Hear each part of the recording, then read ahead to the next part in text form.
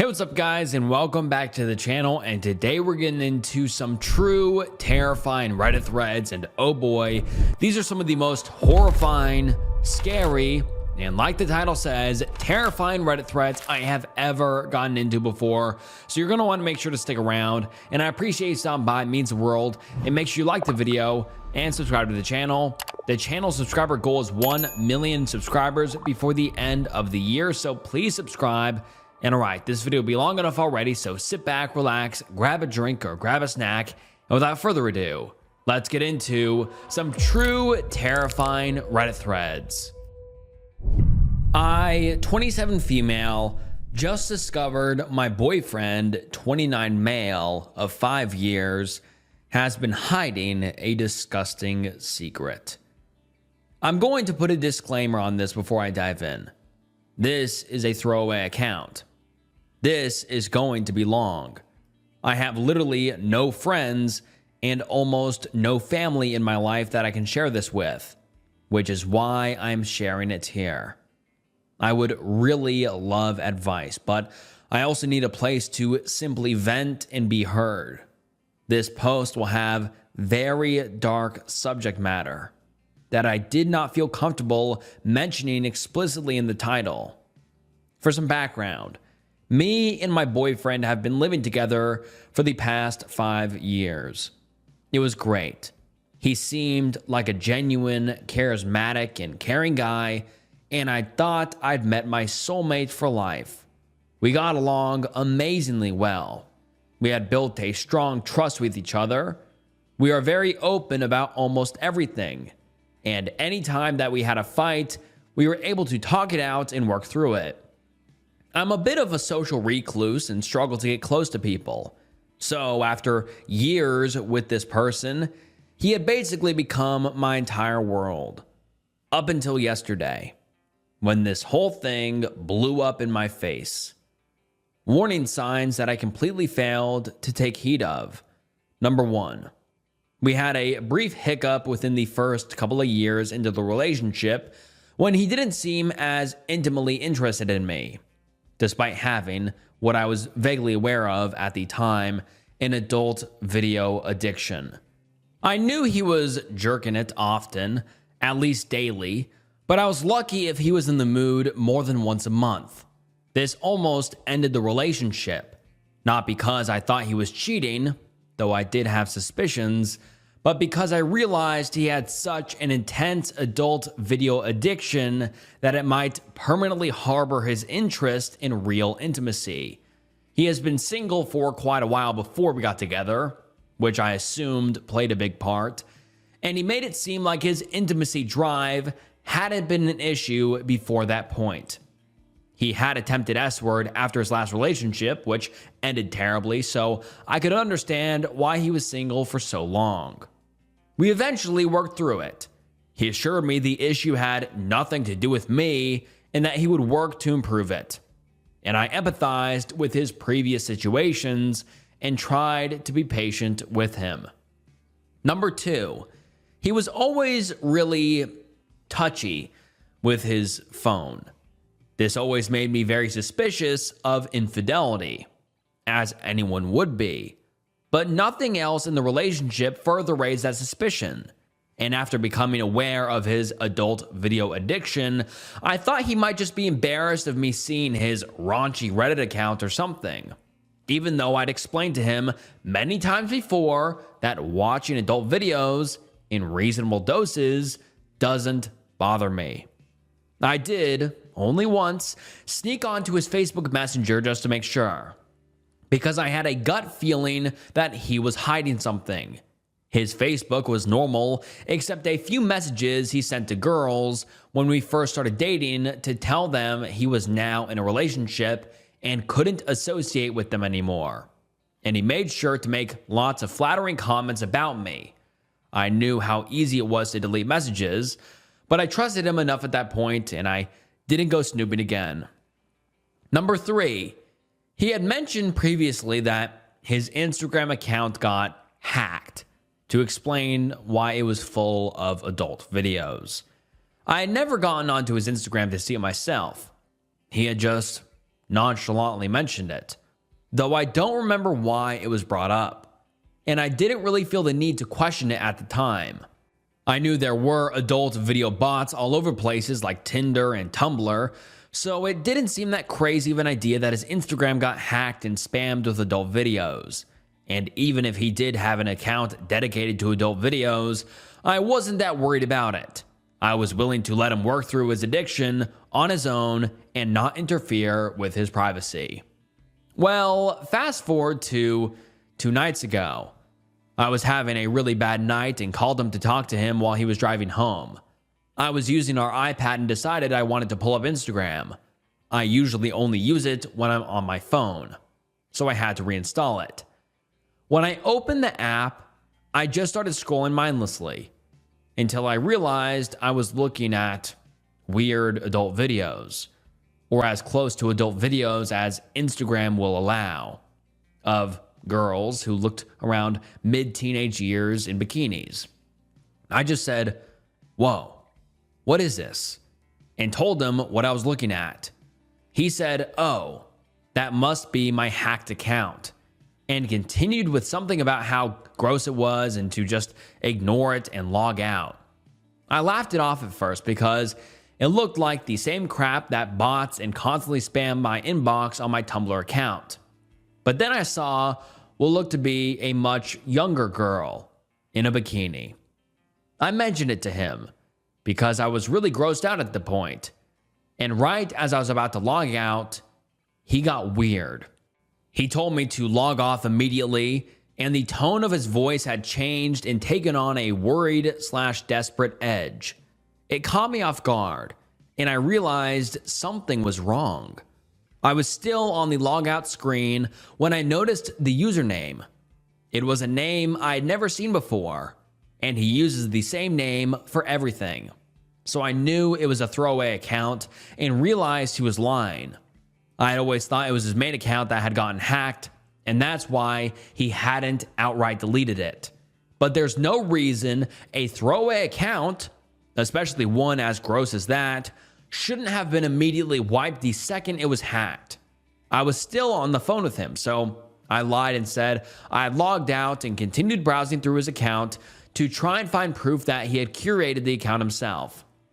He was following thousands of raunchy accounts. The front page had a bunch of teen girls, and I saw a hashtag that said something about pre-teens. I went into the messages to see if I could find anything personal that would be linked to him directly. There weren't many message boards left that hadn't already been deleted, but I noticed the tone of the remaining messages he had sent did not seem like him at all. There was a message where he said, "You're a little too young for me to be talking to you." The girl in the picture looked no older than a preteen. It was the last thing I found that sealed it. A video he had sent of him jerking it to a picture of a young-looking, possibly underage, but I couldn't tell, girl's face on the iPad I was actively using, and finishing all over the screen. I'm assuming the girl in the picture was the girl he'd been chatting with and sent the video to. I recognized the background in the video, so I knew it was him. I stayed on the phone with him for a little while longer and tried to pretend I wasn't completely mortified because I was unsure how I wanted to confront him about the situation. I was planning to wait until tomorrow to bring it up. But then he kept trying to say, "I love you" over the phone, and I realized I could not say it back or even think about sharing the same bed with him overnight. When I finally told him that I knew the account was his, he didn't bother trying to deny it. He was calm for the most part and said that he knew this day would come eventually and that I had every right to hate him and that he knew he was a terrible person. When he got home, he tried to further explain that he wasn't fully a predator. And though he had an attraction to younger girls, usually 17-year-olds who look older than they are, he had no interest in expanding in past pure fantasy and that the attraction was not there in real life situations. He explained that his adult video account got out of hand, that he wasn't intentionally seeking out girls that are young. and that everything had snowballed from his initial interest in looking at adult videos. He said he had already tried to delete the account, and when he couldn't figure it out, he just uninstalled the app and hadn't touched it since the last messages he sent last year. I didn't believe he was telling me the full scale of the truth, but he said he had nothing to lose at that point, so he didn't have any reason to lie any further. I told him it was normal to occasionally have a regretful, intimate thought, like, I don't know, some sort of weird fantasy, but to have an entire Instagram account dedicated to young people in bikinis was a huge problem, and that he needed to seek professional help ASAP. He kept saying he was just going to commit S-word at that point, now that his secret was revealed. But I told him if everything he had told me at that point was genuine, then it wasn't too late for him to get help. He said he was open to it, and I told him I wasn't going to kick him out onto the street. I have no kids in my life that I have to worry about him being around, and that I had absolutely no attraction for him from then on out, and that our relationship was over and could not be mended after lying to me and wasting 5 years of my life over what he apparently knew was, quote, eventually going to happen. He understood. He apologized and thanked me for treating him like a person. I had no intention of getting authorities involved because I found nothing illegal. As disgusting as his Instagram account is, it's sadly not even intimate enough content to be worth reporting, because Instagram moderators apparently don't know what model accounts are actually used for. And before we get into the next update, I'm sorry to butt in, but before we move on, a quick word from our sponsor. When I first started this channel, I thought the hardest part would be finding stories people actually wanted to hear. But honestly, it turned into way more than that. Editing, thumbnails, uploads, branding, every day felt like there was another problem I had to solve before I could even focus on making videos. And when you're trying to grow something online, all those little tasks start stacking up fast. That's why having the right tools matter. And for millions of businesses and creators around the world, that tool is Shopify. Whether you're starting a brand from scratch or already selling products online, Shopify gives you everything you need in one place. You can build a professional-looking store using ready-to-use templates that actually match your style, and manage everything from products to payments without bouncing between 5 different websites. One thing I think is cool is how Shopify helps you grow beyond just setting up a store. They've got built-in tools for email campaigns, social media marketing, and even AI features that help with product descriptions and page design. So instead of spending hours trying to figure everything out yourself, you can focus more on actually building your brand. And if you ever get stuck, Shopify has 24/7 customer support and resources to help you out along the way. That's probably one of the biggest reasons so many businesses use them. It simplifies the process so you're not overwhelmed trying to manage everything alone. Start your business today with the industry best business partner, Shopify. And start hearing. Sign up for your $1 per month trial today at shopify.com/snook. Go to shopify.com/snook. That's shopify.com/snook. And now let's get back into the video. Fast forward to yesterday. I woke up that morning really bothered by an obvious gut feeling that there was much more to the iceberg that had been uncovered the previous night. I had been in a bit of a shock when I was on his Instagram and hadn't thoroughly absorbed everything aside from the messages in the video he had sent. I had already signed out of the account on the iPad when I thought I was going to wait to confront him, so I no longer had access to it, but I did remember the username. So I searched it up and was able to access the accounts he was following. I looked much more thoroughly this time, and there were a lot of young girls, more than I originally realized. Younger than preteen, even younger than that. I'd say most of the accounts were girls who looked preteen, and a disturbing amount that looked even younger. I realized this isn't just a weird fantasy, it's straight up being a predator. I decided to look further through his app history on his iPad and see if any other social media apps would still be logged in. Nope. And I found suggestive looking live stream apps that I'm not sure what they are, but they worry me. I moved over to his PC while he was at work. Nothing abnormal had been left in his browsing history, and all websites were logged out except Facebook. I did take another look at Messenger, but nothing indicated he was talking to or manipulating minors. I finally just pulled up his file explorer and typed in girl in the search and found a hidden folder he failed to completely delete. One of the videos was titled, and I can't say the exact age, but almost single digits girl. I'm not going to describe it further than it being straight up illegal content involving minors. I checked the download data, and it was July of this year. I took a picture of the date of the video and texted it to him, telling him he was a liar and that this was illegal. I did contemplate calling the cops at this point, and would have without a second thought if it were anyone else. After 5 years of knowing someone, I wanted to believe he wasn't a complete monster, at least in other aspects not involving this atrocity. However, I am aware that he is far enough into this to be a danger to young minors. I told him if he didn't want me to get the police involved, that he would need to seek up therapy immediately. I'm giving him a couple of weeks to find one, but I expect him to get an appointment for next weekend. He is not allowed to be anywhere near a minor. And when he got home, he needed to log into everything so I can witness him deleting it all. He said he understood and would do it. When he got home and sat down at his computer, I kind of berated him a bit. When he pulled up his Instagram account, I told him to look through all the extremely young minors he was following and looking at intimately. I asked him why he would intentionally follow girls that young on an account and why he would think intimately about them. He seemed disgusted with himself, but I still had doubts it wasn't an act. I had him log into any website I had suspicion he was abusing and demanded he pull up anything else I wasn't aware of.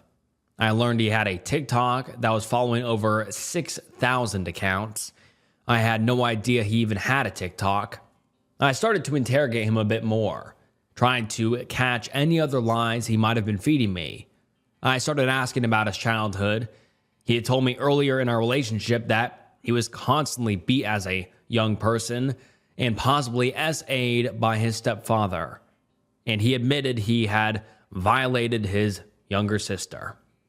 He had been a teenager, and his sister was newly a double digits minor.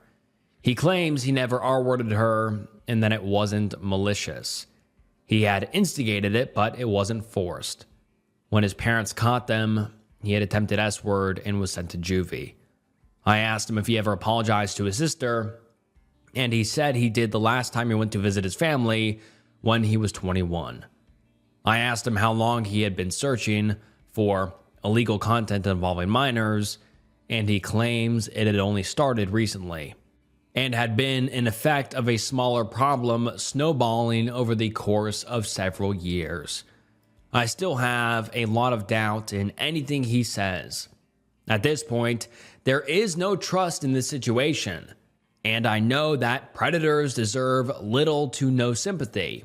But I just can't bring myself to immediately expose him and ruin his entire life before giving him a chance to get help. I'd like to think there is a good person in there, somewhere, who is genuinely disgusted with himself and begging for help. I know I'm having that thought because this person is all I've known the last 5 years, not because he manipulated me or kept me from having friends. And I'd like to think every moment wasn't completely faked. Even with that being said, I am completely disgusted with this and angry that I've been thrown into a situation where I feel any remorse or sympathy for someone who thinks intimately of minors. Any advice or opinion is appreciated and will be taken into consideration.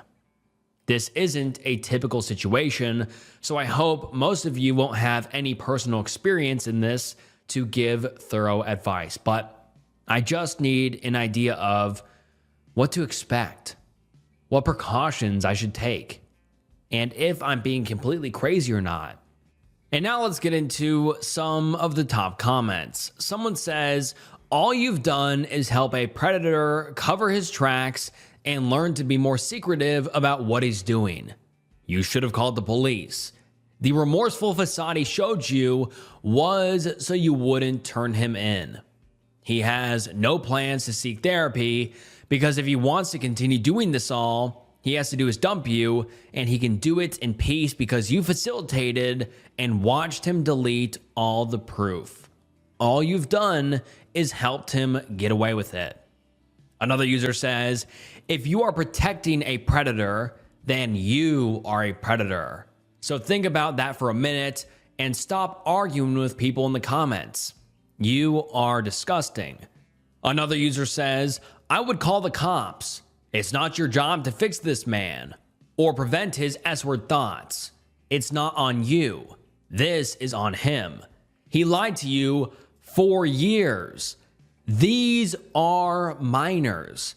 I'm disgusted. You should call the cops. Absolutely. This has likely been going on for longer than 5 years. He needs more help than you can give him or force him to get. I'm sick from reading this.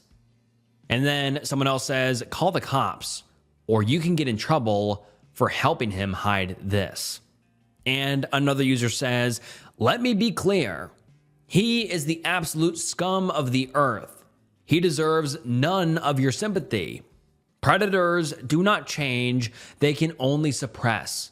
They do not deserve to breathe the air that this world provides. It sounds to me like you are fully aware of how terrible of a human he is, but you were just scared to admit that you didn't see these signs up until this point. No one is going to blame you unless you don't report him. By not reporting him, you are only choosing to save yourself embarrassment. Predators and R-wordists are the men around us we do not realize every day. Somewhere, there is a little girl like me when I was younger who will thank you if you chose to do the right thing. If he's capable of those things, he's capable of much worse. Stay safe, please.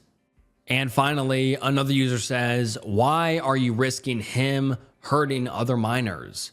You found illegal content involving minors on his computer. Report him, or you are complicit in it. He is a monster. He is not a good person.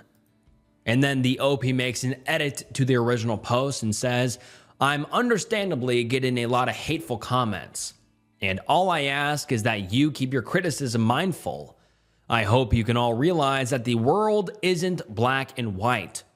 I've always felt that people aren't complete monsters simply for doing bad things, especially if they are remorseful and willing to improve themselves. I'm sorry if you don't see the world the same way. And I'm sorry if this post is triggering to you. I've had traumatic experiences in the past with older men, and I am absolutely disgusted by the thought of predators existing. So this experience has been extremely mentally grueling for me, and I am very likely still in shock and denial and not making the best decisions. I do plan to seek therapy as soon as possible. And then the OP makes another edit to the post, edit number 2, which says, I'm really shocked, though I shouldn't be, with the level of apathy from these comments. I realize none of you have been in my situation, nor will fully understand. So I'm sure it's easy for you to demonize me to make yourselves feel better. But if anything, I am a victim here. I was thrown into this situation against my will, and now I have to make decisions that are going to be bad one way or another, no matter what I do. Making the decision to have the life of someone you've known and loved for 5 years completely ruined for something you could have never fathomed them doing is not easy. And I've only known the full scale of the issue for barely 24 hours. And reporting things to the police is not always successful. Look at all the stories out there, or people trying to report predators and being ignored or shamed for it. For those trying to convince me I'm a criminal now for forcing him to delete his stuff, I did what I thought was right in the moment. I didn't make him delete it to cover up, as I didn't think it was necessary to immediately get the authorities involved. And his computer can still be scanned anyways, so I don't see why it matters. I did it because the thought of having that stuff in my house disgusted me, and I wanted to further shame him for ever having downloaded it in the first place and make sure he did not have access to it. The entire thing disgusts me, and the thought of being associated with someone who could even think of doing these things is mortifying. It's also easy for people to say what I should and should not do when they aren't actually in my situation and don't have to deal with the life-altering ramifications. So please think before you comment and at least give me helpful information if you are going to give criticism. And I can't help but agree with the comments here. The OP does 100% needs to report their boyfriend to the authorities. The OP's boyfriend is a predator, no doubt about it.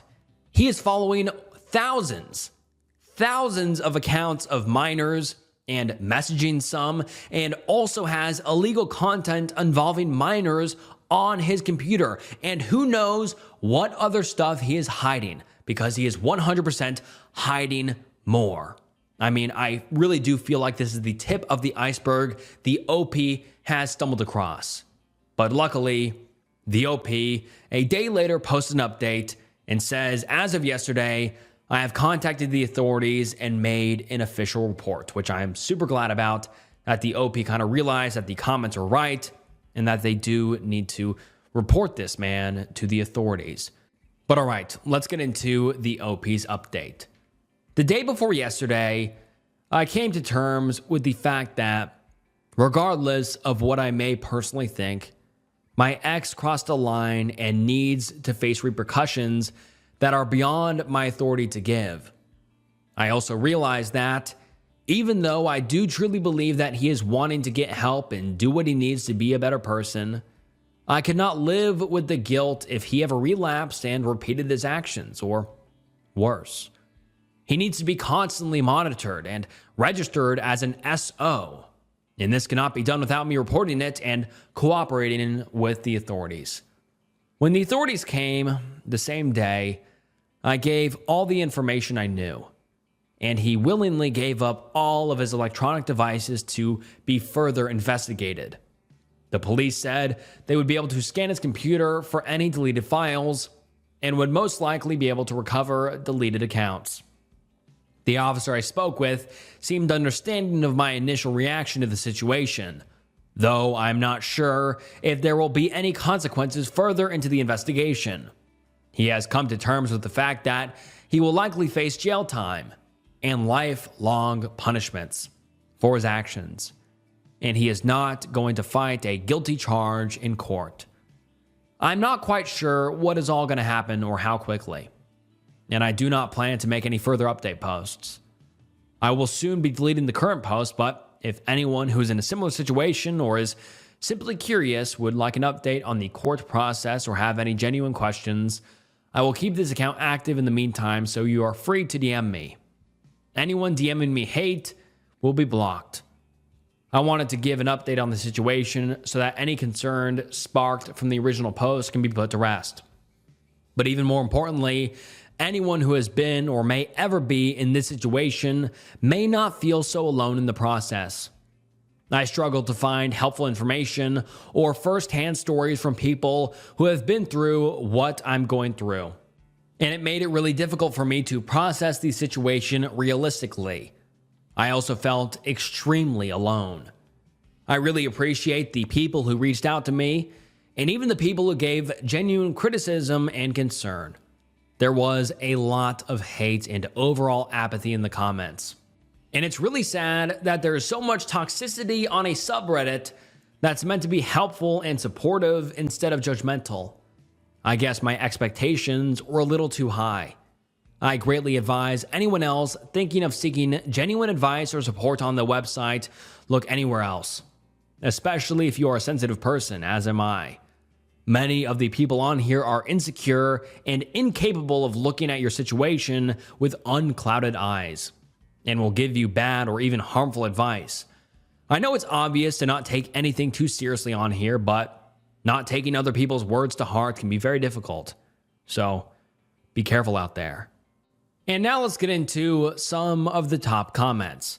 Someone says, "Hi, I work in a field that investigates and assists in enforcement of illegal content involving minors and can shed a bit of light as to the severity of the situation the OP is actually in.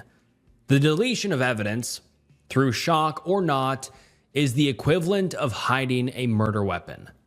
For context, the importance of metadata, sequencing, and file matching is extremely important, not just to the prosecution of the single offender, the boyfriend in this instance, however, to the larger issue of tracking down minors that are being exploited and gathering information on who's actually performing these heinous acts of crime.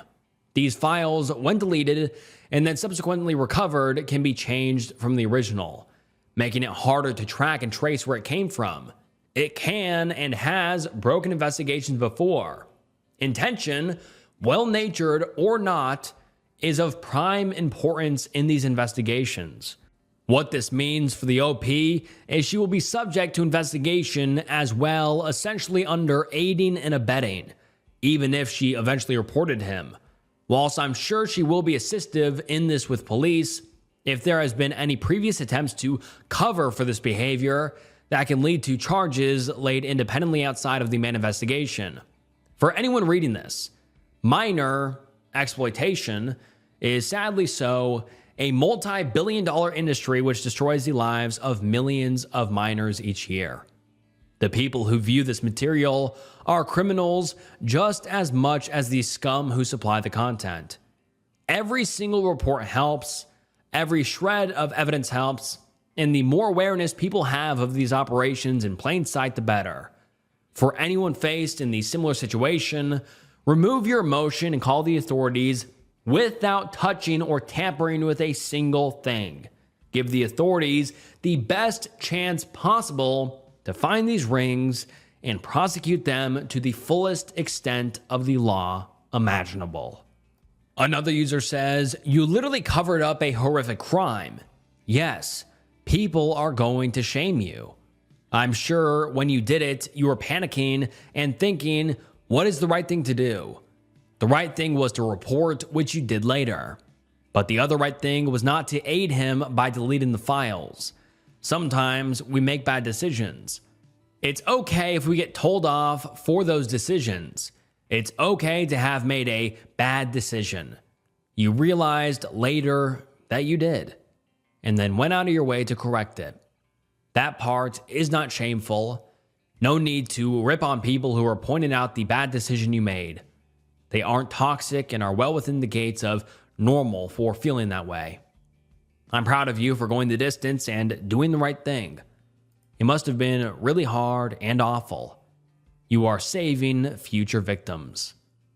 And then another user says, "Good on you for reporting him. He needs to go to jail for his actions."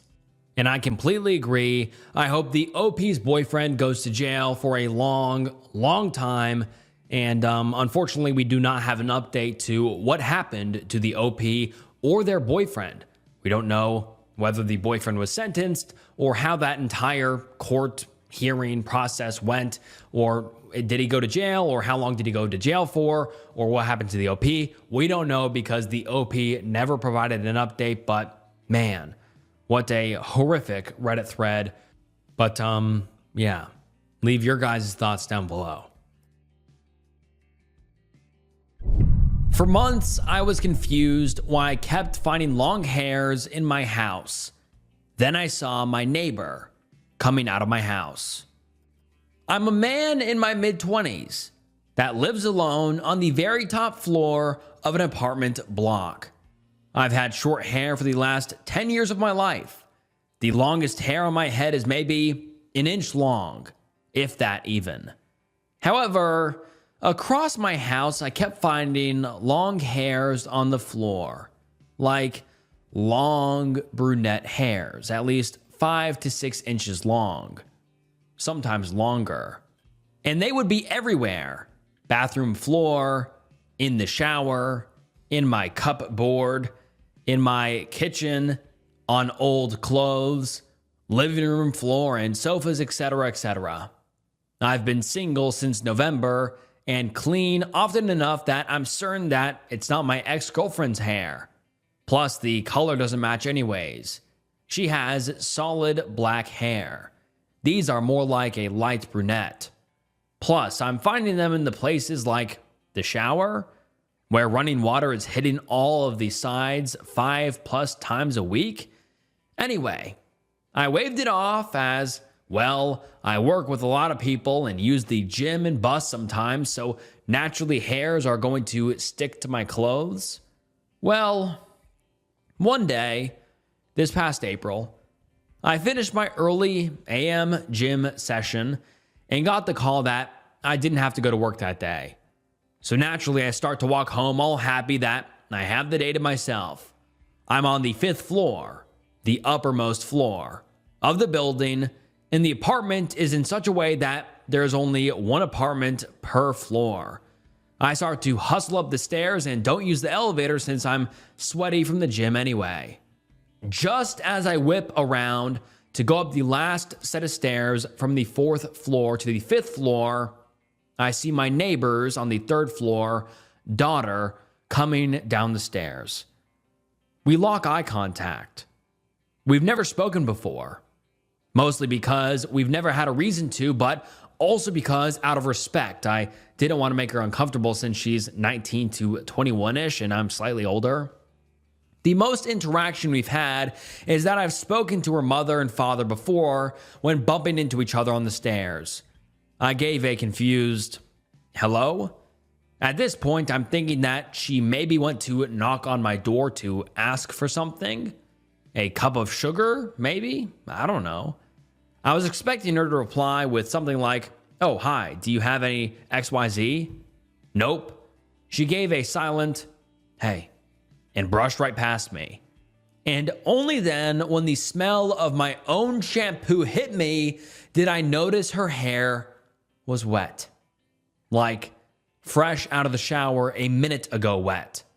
Now, I'm not saying she showered in my house, or that I have a stalker that's been living in my house while I've been at work.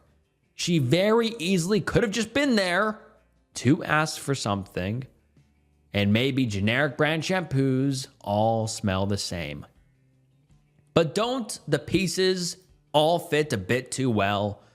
Her hair color matches the hairs I'd find around my apartment, and like I said before, they were everywhere. In my bed, into my sock drawers. And if it was the case of me having a stalker, how did she know I came home early enough to bolt out of the shower in time? Our apartment doesn't have cameras. It's an older building from before 2000, and why would she be stalking me? For how long has she been doing this? We've never dated, never had a proper conversation.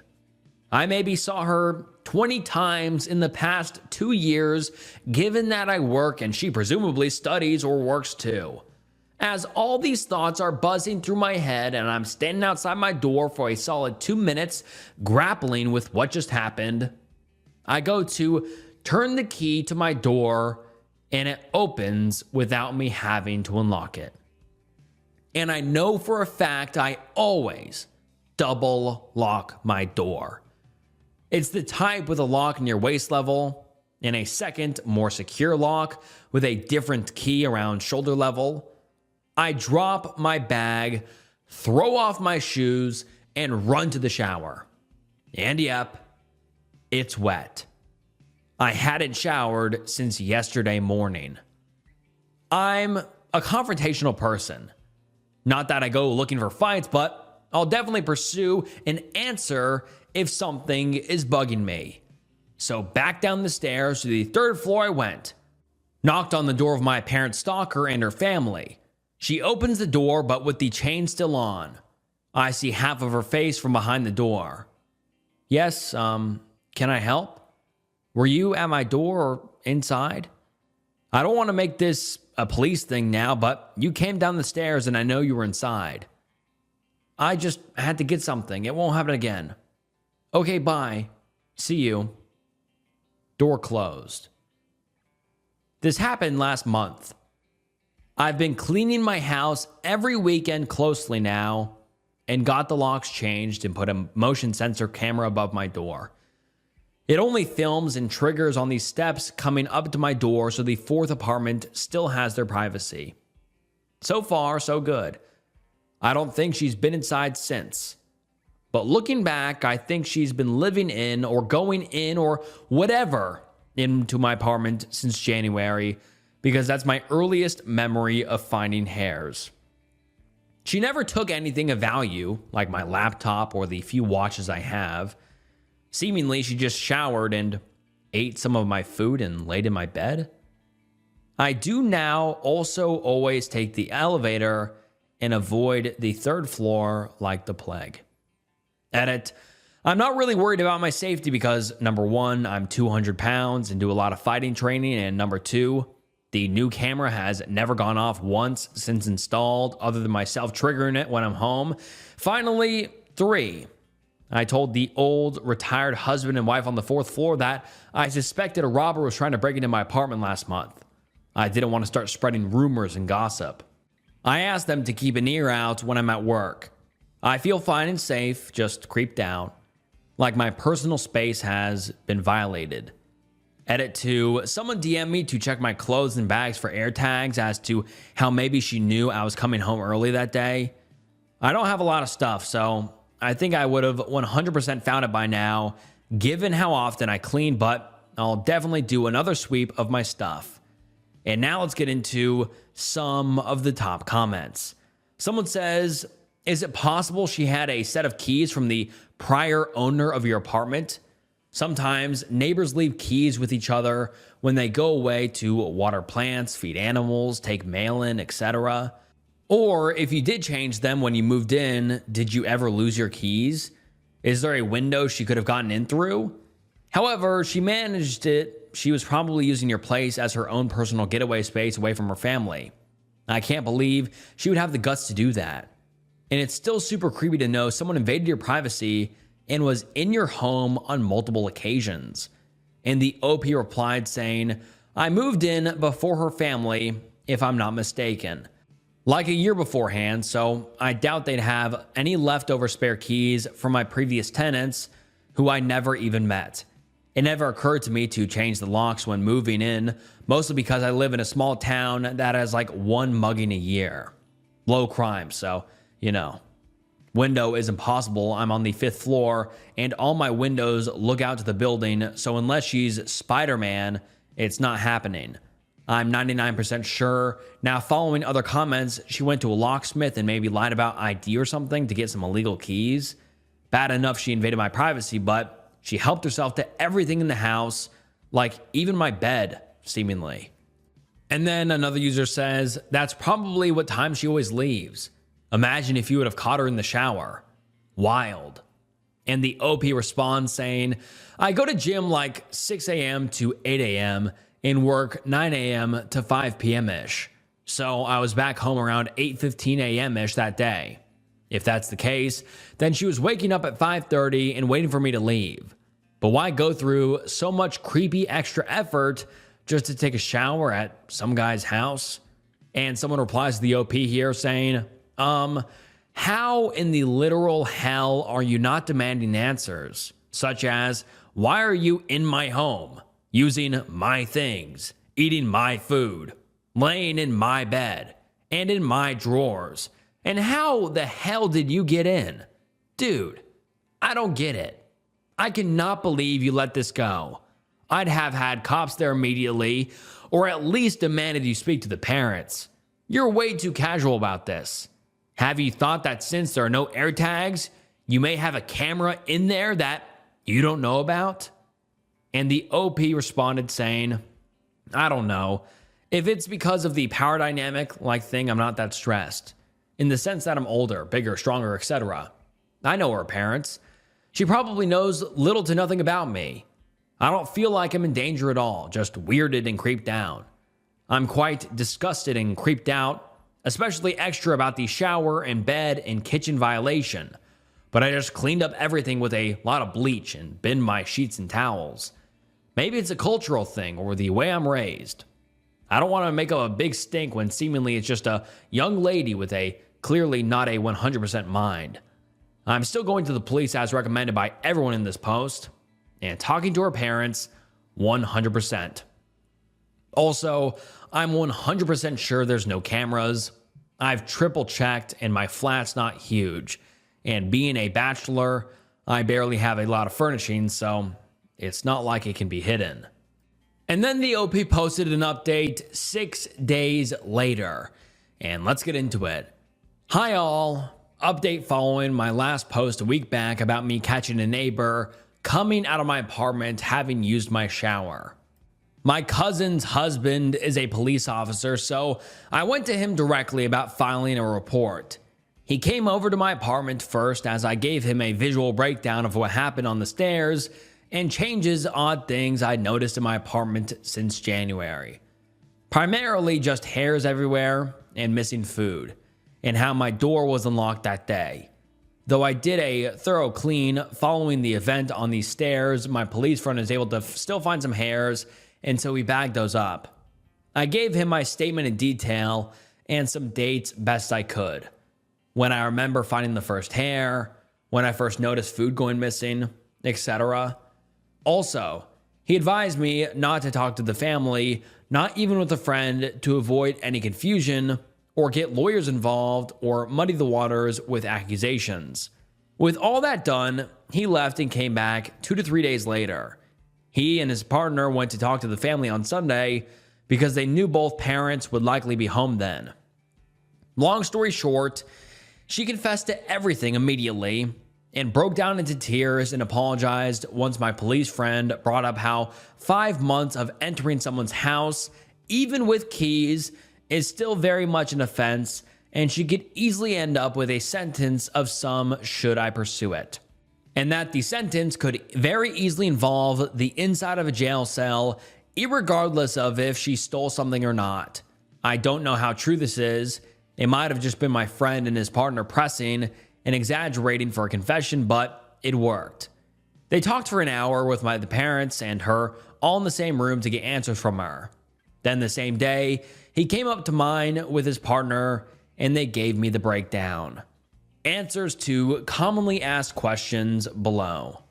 How did she get in / have her own keys?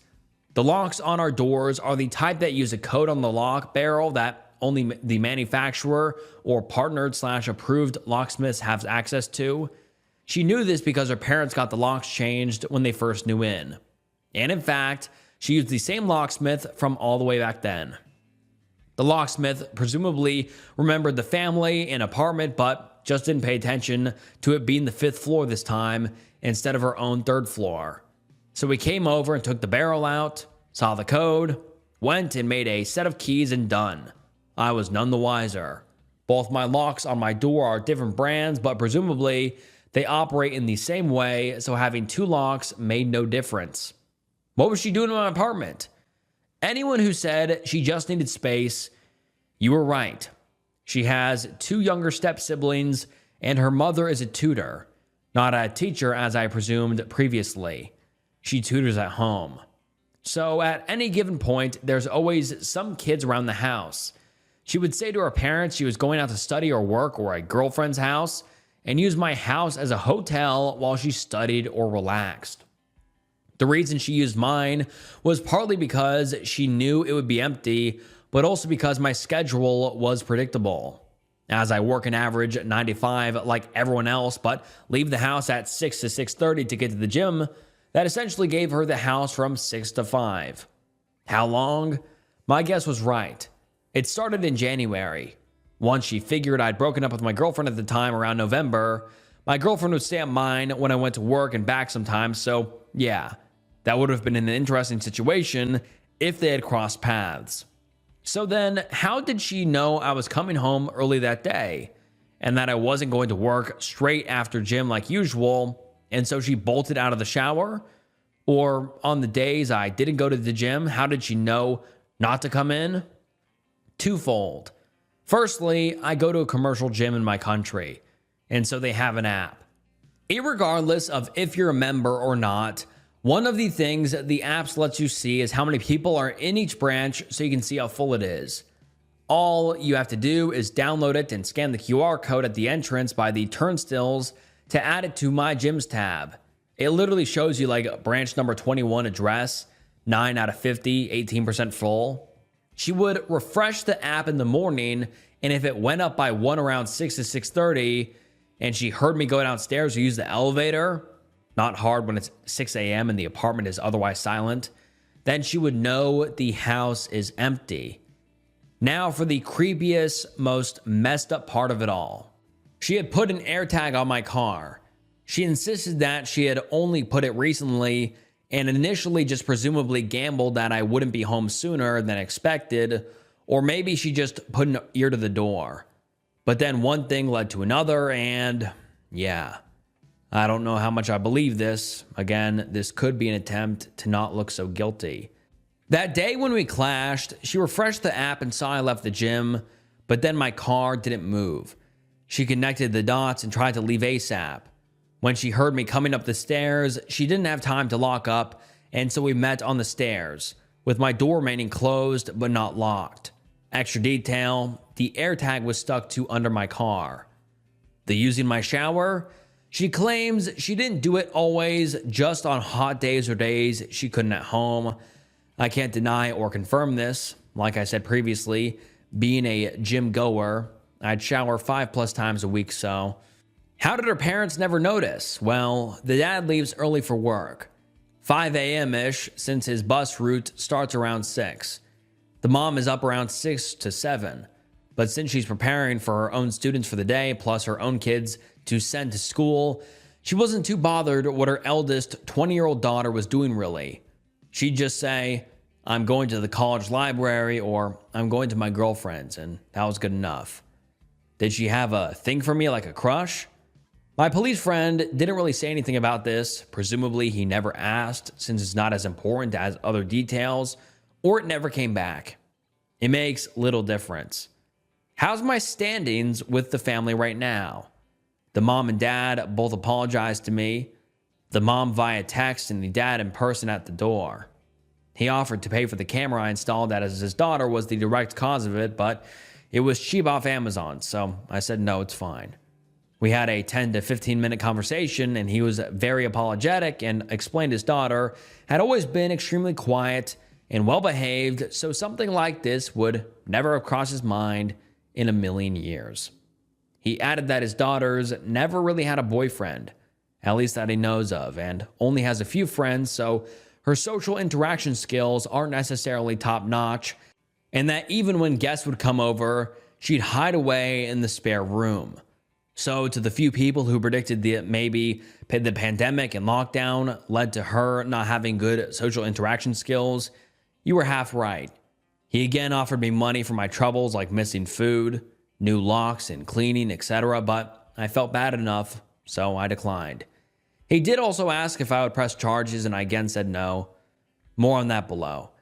He said he will send his daughter to apologize to me in person too when the situation has calmed down, as she's apparently very, very tense and upset and hasn't left her room in days. Am I going to press charges? No.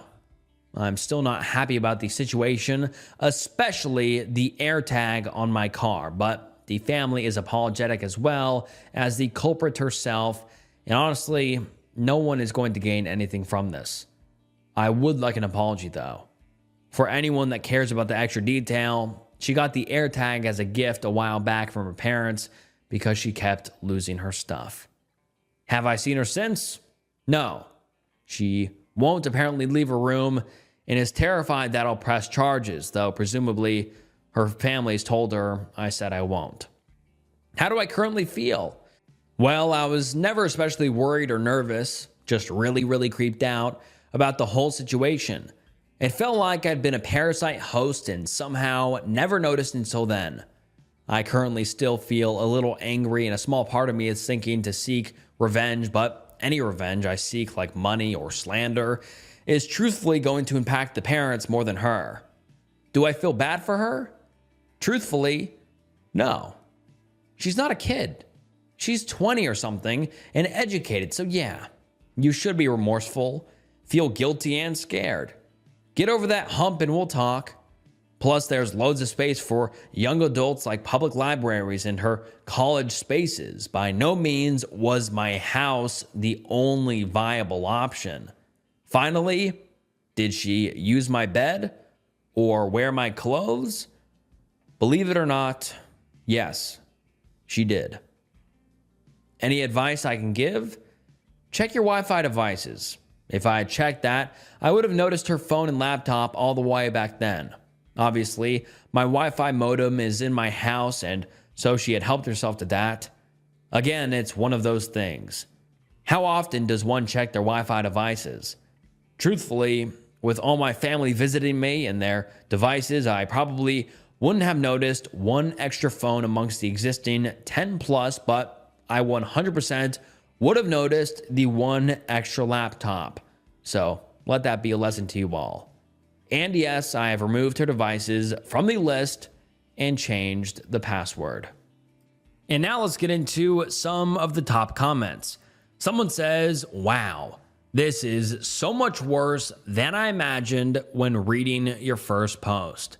And someone replies saying, I tell the parents that I will press charges unless she gets therapy and either joins a club or activity with other people or gets a job. If the parents could hire someone to take her out to experience and see things, learn to interact with others, kind of a social tutor, she could really benefit from that. And someone else says, yikes, this is insane behavior.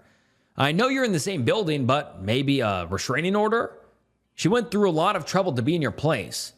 Duplicating keys and locks, timing your arrival/departure, AirTag on your car, using your place, wearing your clothes, stealing your food. This girl is not okay.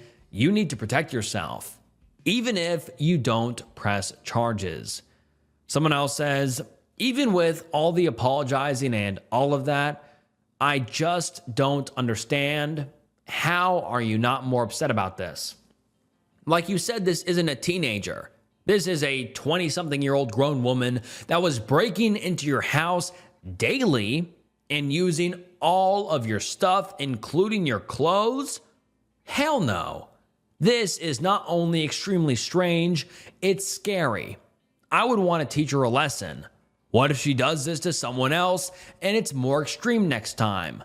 I can't imagine the type of person that would even begin to think that this is okay at any level for any reason. There are obvious mental issues here, and I'd be afraid that the next guy might not be so lucky. This isn't just some innocent thing. She wasn't just sitting on your couch studying. She was literally using your house like her own apartment, using your shower and wearing your clothes. That is stalker behavior. I don't think you should let this go. Of course, that's just my opinion, but she's old enough to have known better than this, and she deserves some real consequences. This was going on for literal months. As bad as you say you feel for her, how bad will you feel if you find out that she hurt someone next time? And the OP replies saying, I don't feel bad for her. I feel bad for her family. I don't think she's a threat to anyone at this point. Her parents will most likely have her on a very tight leash from now on. 100% there's mental issues at play here. That combined with her not really stealing anything or doing me any major harm makes me not so mad and vengeful. I'm not trying to be all macho. I just don't think the legal process is worth the effort. If anything happens again, her name's on file and the police have her noted down as someone who's committing breaking and entering. I suspect it, as much a toothpick goes missing somewhere and is reported, she will be a suspect. And I mean, I have to agree with the commenters here. the OP is being so damn relaxed about all of this. He's like, mistakes happen. This is not a mistakes happened sort of thing. This is psychotic behavior. This woman was breaking into this guy's apartment daily, using his clothes, laying in his bed, taking a shower in his shower, tracking him everywhere he went. This woman is psycho, and she would 100% do this to someone else. I mean, she didn't really learn any sort of lesson. I mean, like, she didn't get any sort of repercussions. I just think this is just a genuinely insane, scenario. And the OP is like so relaxed about this. I mean, if someone was breaking into my apartment, sleeping in my bed, wearing my clothes, and taking a shower in my shower, and I found out they were also living in my building, I would be freaked the fuck out, like anybody would. I mean, I'm sure you guys would as well. But yeah, this was just a wild thread, and I'm curious to hear what you guys think. Would you be as chill as the OP, or would you report her to the police and possibly press charges or try to get her arrested? I'm really curious to hear what you guys have to say. Woman finds hidden cameras pointing at the bed in her home. I'm posting from a new account because he knows my other one. I, female 21, have been dating my boyfriend, M 27, for 2 years. We met while I was working at a hospital, and he was a resident at the time, finishing up. I do want to preface this by saying he didn't know my age when we first met. I'm ahead in school, so when we met, he assumed my age because I was a senior at the time. I know sometimes people don't like the age gap. Anyways, we moved in together a year after dating and have been that way since. He offered after constantly hearing me complain of dorms being loud, and I was very grateful. Last night, he was working a night shift, so I was deep cleaning the place and packing some things since we're moving for his work soon. So it's not like I was snooping. While cleaning up, I found a couple of weird things. I always knew there was security cameras in the house in places like the living room and kitchen for safety, but I found some in places in the bedroom. 2 were even pointed directly to the bed. I tore apart the place after, and I found a few more in places like the closet and bathroom I didn't know about. I feel so sick because I can't think of any reason to have these besides to spy on me when I'm home. I waited for him to get home and immediately brought it to his attention, and he said it was for security. That there was no way one was facing the bed because he would never put them there. He said he has them in the bedroom in case of a break-in for insurance purposes. But I swear when I found it, that's exactly where it was facing. I don't know what to do. I feel so uncomfortable, but I guess his excuse makes sense. Has anyone else had a similar situation, and what did you do? And before we get into the top comments, the OP makes a quick update to the post saying this couldn't have possibly taken a worse turn.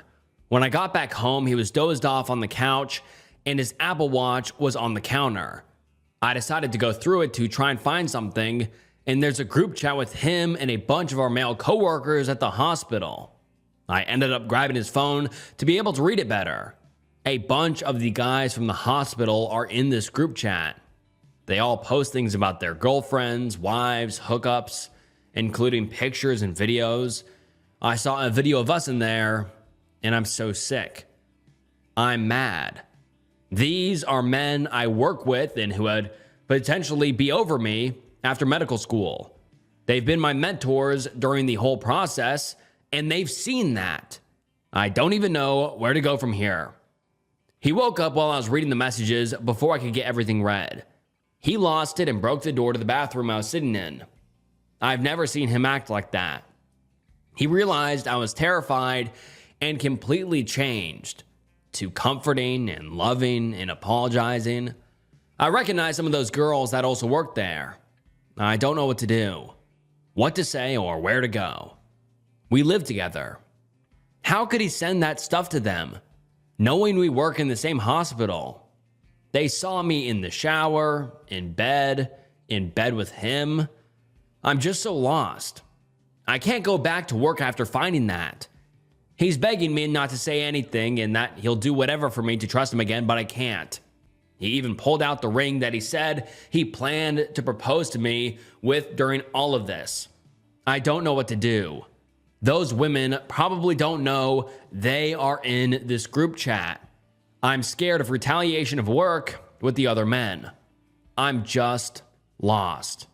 And now let's get into some of the top comments. Someone says, you need to report him and his group to HR and the police. Make a copy of as much as you can safely can. Figure out a safe place to move to, and once you are safely away from him, report them all. Someone else says, this is an abusive relationship. I would send myself screenshots of their texts and or videos. Contact the police immediately. And the OP actually responds to this and says, I can't. He took the phone out of my hand after coming into the bathroom. I don't have any proof besides one photo I was able to get in the altercation, and it's blurry. I don't know what to do at this point. I'm still here, just in shock, while he cools down in the other room. And another user says, girl, first of all, that's illegal. There is nothing that makes sense about having cameras in the closet or bathroom. Taking videos and pictures of y'all having intimacy and then distributing them? No way. That's where you draw the line. You have to report him and all of his friends because the other girls in those videos and pictures don't even know what is going on behind their backs. As for him pulling out the ring, he's trying to manipulate you into staying and not reporting any of it. He is definitely in the wrong and should be jailed for this. Please be careful because, as you have said, he offered you to move in with him. He's significantly older and he's well off. Come up with a plan. I know it might all be too much right now, but he is probably coming up with a plan too on how to handle this situation if you decide to stay or leave him. Staying with him isn't even an option because you will always wonder if there are cameras watching you in your own house or while taking a shower. He is going to resent you for going through his phone, and he will never trust you, and neither will you trust him. All these other men, your mentors, have seen these videos, and as much as it is unfortunate, the damages has been done. What you do is from now on is what matters. They broke the law and SA'd you and other women. There is nothing to take into consideration here. And the OP responds and says, I know there's nothing to take into consideration. I'm not staying with him. I'm just overwhelmed and embarrassed. I don't know how long this has been happening, and I trusted him. He's literally never shown signs of the kind of man to do this. And then we don't get an update for a few days later, but finally the OP posts again, and let's get into the update. The OP says, so the past few days have been really hard. I'm officially moved out of the house we shared and got my own studio. I contacted a lawyer, and they advised me not to go to AHR yet at the hospital since they would try to cover it up to save face. He said it would be really messy for myself and would definitely put an image of myself out there and make me a target, and that I need to think long and hard. He said there are grounds for a lawsuit, and even if they deleted the material, it wouldn't matter because it could be found in an investigation. But that I have to be okay with that material being shown to a bunch of people. And I have to be okay with losing some friends and respect from others. I'm not really sure where to go from here because I wasn't expecting him to say that. I contacted the two women who I recognized, and they are staying with their husband and boyfriend. They are not reporting. I've gotten multiple things left at my door telling me not to report, and it's not worth what will come from it from who I assume is the women. I'm just at a loss. I don't know what to do. My boyfriend keeps trying to contact me. He constantly has things delivered to my new place, and I don't even know how he knows where that is. It's nothing bad, flowers, food, and other things. He keeps saying sorry. I've never felt so confused on who to trust and what to do. I know I'm just babbling to a bunch of strangers, but I haven't told anyone else. My parents would probably go to jail for murder if they found out what he did. And I don't want to tell my friends that this seemingly perfect relationship turned to this. I'm just so embarrassed. And now let's get into some of the top comments. One user says, you need to tell your support base. Tell your parents that you're afraid of them overreacting, but you need to trust that they will put your well-being ahead of revenge. And you should absolutely tell your friends. They will be just as shocked, but if they're actual friends, they will be horrified, shocked, and angry on your behalf while also supporting you. You are a victim and deserve to have justice. You are now a victim of stalking, so you need to start looking into how to protect yourself in this situation. I would echo the advice of getting a second opinion from a different lawyer, but I would like to say, those videos are already potentially public. As soon as they were created and he sent them, there was the possibility of them being posted online. Your dignity and pride exist no matter which route you pursue. You didn't have a choice. He took it away from you and is still continuing to do so. I would personally pursue the lawsuit, but you have to do what's going to be best for yourself. Don't rush into anything that doesn't have an immediate time limit. And someone responds saying, please, OP, this. There are a lot of bad people who benefits from trying to browbeat you down the hair. Your terrible ex, his coworkers, and more. If you don't let your friends and family in, they will overwhelm you. You deserve justice. Please find a lawyer versed in harassment to help you. This is not right, and you will be vindicated if you go through with this. None of this is your fault or reflects badly on you. I'm so sorry you're going through all of this. And someone else says, I'm worried for your safety, only because it hasn't been publicly outed on a large scale. Too many people don't know what those men do behind closed doors. You could be saving someone else from going through what you went through by speaking up and giving others a chance to ditch evidence. Good luck, and I'm glad you're not being spied on anymore. And then someone else says, you only talked to 2 of the women. How many more were on there? How many more will there be if you don't come forward? You deserve justice for this. I imagine it will be an ugly fight. If you choose to say something, I'm sorry this is happening to you. And then the OP posts a final update a few days later. And let's get into it. I just want to say thank you to the many people and lawyers who reached out to me in regards to my previous post. And I'm sorry for the very late update. I've been in therapy and working with lawyers to resolve these issues. I was able to get the proof I needed for filing police reports, but I decided not to do it. We worked an agreement out where I'm financially set up for a long time from the group of men as a whole. My medical school is paid for.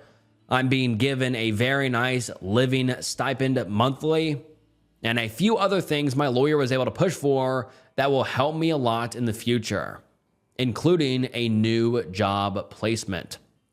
This is all being done privately. I know this may disappoint many of you because you wanted me to raise hell and fight for women, but mentally, I couldn't handle pressing charges or having the things shown that I know are recorded. There are things in our agreement to protect me and my privacy, and if any video is seen again, then it voids everything in the agreement, and then I'll press charges and go to the police. All of their wives and partners know now. None of them wanted to go forward, which really swayed how I went about it. I wasn't only going to fight against them, but their spouses, and I didn't want to ruin their children's lives by their moms and dads' videos and business possibly being outed to the world in a nasty courtroom. They shouldn't be punished for their dad's decisions. That's really it for the update, though. I'm okay with what has been done, and I can go forward with my career goals without worry of a reputation that wrongly would have been there. My husband is cheating on me with his brother. English isn't my first language, so sorry for any mistakes. Obviously, this is a throwaway. Okay, so this sounds crazy. and I know it, but let me explain. The last 24 hours or so have been pure hell for me, and I'm tired, and I cry constantly. As some background, we've been married for 5 years, together for 8, been in an open relationship for 3 years.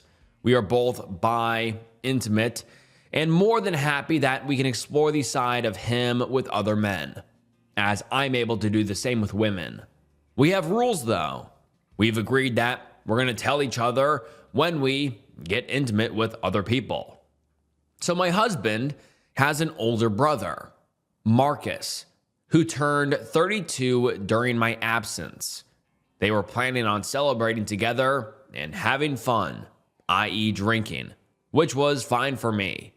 I wished them a happy time and hoped they'd have fun. To the story. A week ago, I drove several hours to see my sick mother to Court Rick. I left my husband home as he's working from home and couldn't come with me. Also, my mother dislikes him as he's a foreigner.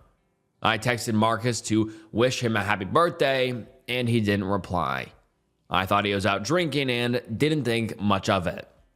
But I came back a day earlier, yesterday than was planned, and I was going to surprise my husband. I entered our house and heard noises, intimate noises. I was confused because my husband hadn't told me that he was going to see someone. I kind of brushed it off, thinking it was just him jerking it or watching adult videos. All good. 20 to 30 minutes later, my husband comes downstairs, sees me, and goes pale. I mean, white as a ghost. He stares at me, stammers, and looks guilty. At that point, I'm like, okay, there's something up. Not 2 minutes later, his brother comes downstairs and he has a hickey, well, several, on his neck. He greets me, stiffly, says that he has to run back home to his girlfriend. My husband doesn't acknowledge Marcus leaving when they usually hug and linger. They're very close. Have always been, ever since I met my husband about 10 years ago. What was that about? I asked my husband. He's very evasive, dodges the question, and says that they had a row. I press on the matter, asking what they fought about. Nothing, he tells me. Now irritated. I kept pressing and pressing. He finally relents, saying that Marcus cheated on his girlfriend and that the woman he cheated with escaped via window. We have a one-story house, so kind of plausible, when they heard my car. I was suspicious, but I assumed that he was lying about the car thing, and he'd seen/heard me in the house and alerted his brother and his mistress. Marcus cheating on his girlfriend is not fine with me. His girlfriend is my friend too, and she's amazing, working the front lines of this horrible pandemic. My husband tells me he has to do some work and that he has a client, which was actually true, so he wasn't lying about that. I was still a bit weirded out by the whole thing. Marcus lives alone, so why was he hooking up with some random woman in our home? Later last night, I felt like something is off. Normally, my husband would be very excited that I'm home. And every time I've been somewhere, he's been very romantic and initiated intimacy. Now, nothing. He's very reserved, quiet, and nervous. When my husband takes a shower, I went after him to wash my face and noticed that he too has hickeys on his chest that he tried to cover up when he saw me. I feel sick to my stomach and decided to go through his phone. Yeah, I know, I shouldn't have done that. I was 100% sure he had a guy over too. I'm still reading the conversations between him and his brother when my husband comes from shower. The conversations are explicit. The reality hit me like a ton of bricks. I asked my husband, what's going on? And why is he flirting with Marcus? He tells me it was a joke, just joking between brothers, and it sometimes goes too far. I didn't buy it. I went to sleep because I was exhausted from the trip. I was woken in the middle of the night by my husband crying his eyes out in our living room. So I went to ask what was wrong, and he told me everything. How he has an on and off relationship with his brother. They started having intimacy over 10 years ago. First, it was just mutual, jerking it, and then it just escalated into full-blown intimacy. He says it was because of their religious upbringing and that he knew nothing about intimacy until they started dating. My husband or Marcus are not in contact with their parents. They had a falling out about 6 years ago. And I was told it was because Marcus was dating a POC back then. Well, now I'm thinking they got caught, and that's why their parents disowned them. Now, I haven't slept since that night, and I don't know what to do. I can't look at my husband, and I don't know if I should tell Marcus's girlfriend about all of this or what. I want to leave my husband, but at the same time, I don't. Should I contact their parents and ask what really happened 6 years ago? Is this something a therapist could handle? Is our relationship salvable? Cheating is not something I'd break up over, but I can't shake the slimy feeling I have. My husband had intimacy with his brother. And yes, they have the same parents, so they're not stepbrothers or anything. Of course, I've been thinking about the relationship my husband and Marcus had when they were younger. Like I said, they have always been very, very close. But I should have seen the red flags. I should have known. Something weird happened just before we started dating, and now I'm thinking it wasn't as innocent as it seemed back then. I'm lost. I'm confused. I don't know what to do. I can't talk about this to my friends or my parents. I'm starting to think about committing S-word so I wouldn't feel this way. And then the OP posts an update in the comments saying, number one, I'm making one small update now and I'll return sometime tomorrow. A few things has happened now. I asked Marcus's girlfriend to come and see me later today. It's nearly 1 a.m. here currently. She agreed and said, I think I know what's going on. Number three, my husband said he's not coming home. He tells me he's not at a friend's house, but I know he's not there because I contacted said friend. I'm assuming he's at Marcus's place. I'll contact a therapist first thing Monday. I've written an email, and I'll send it early Monday morning. My husband told me a bit more, but he claims it all started from him. I don't believe it. I think he's lying to protect his brother. Mark has left me a voicemail saying that he can explain the situation.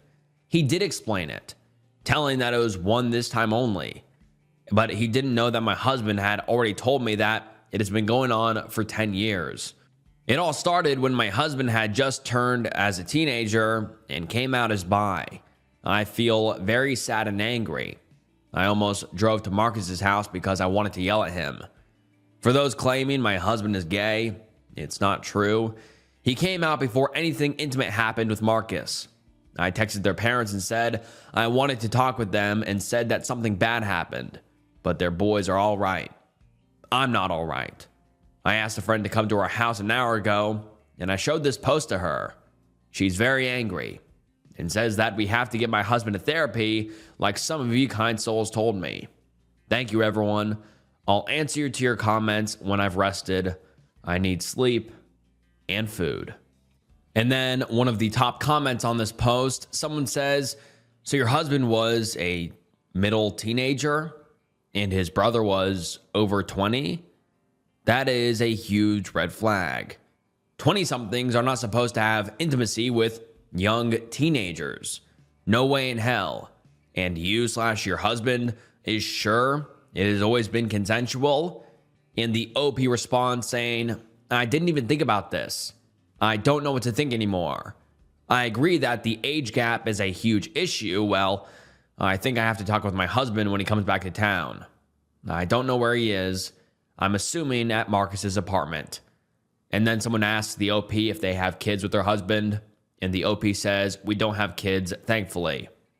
I feel stupid for being the most hurt about the line. I still am not sure if I should tell Marcus's girlfriend. And then we don't get an update for a long time, about 2.5 months, but 2.5 months later, we get an update, and let's get into it. First of all, thank you for everyone for your comments. Second, I'm sorry this took so long. I've been extremely depressed lately, unable to even go to work. I was laid off due to the pandemic, although I know it's because of this situation. Late July, after I posted my original post, I contacted a therapist and got a treatment for my husband. I decided not to file for divorce. I also told Marcus's girlfriend what had happened. She knew already, which was such a betrayal, in my opinion. We are no longer friends, and I haven't seen Marcus since July.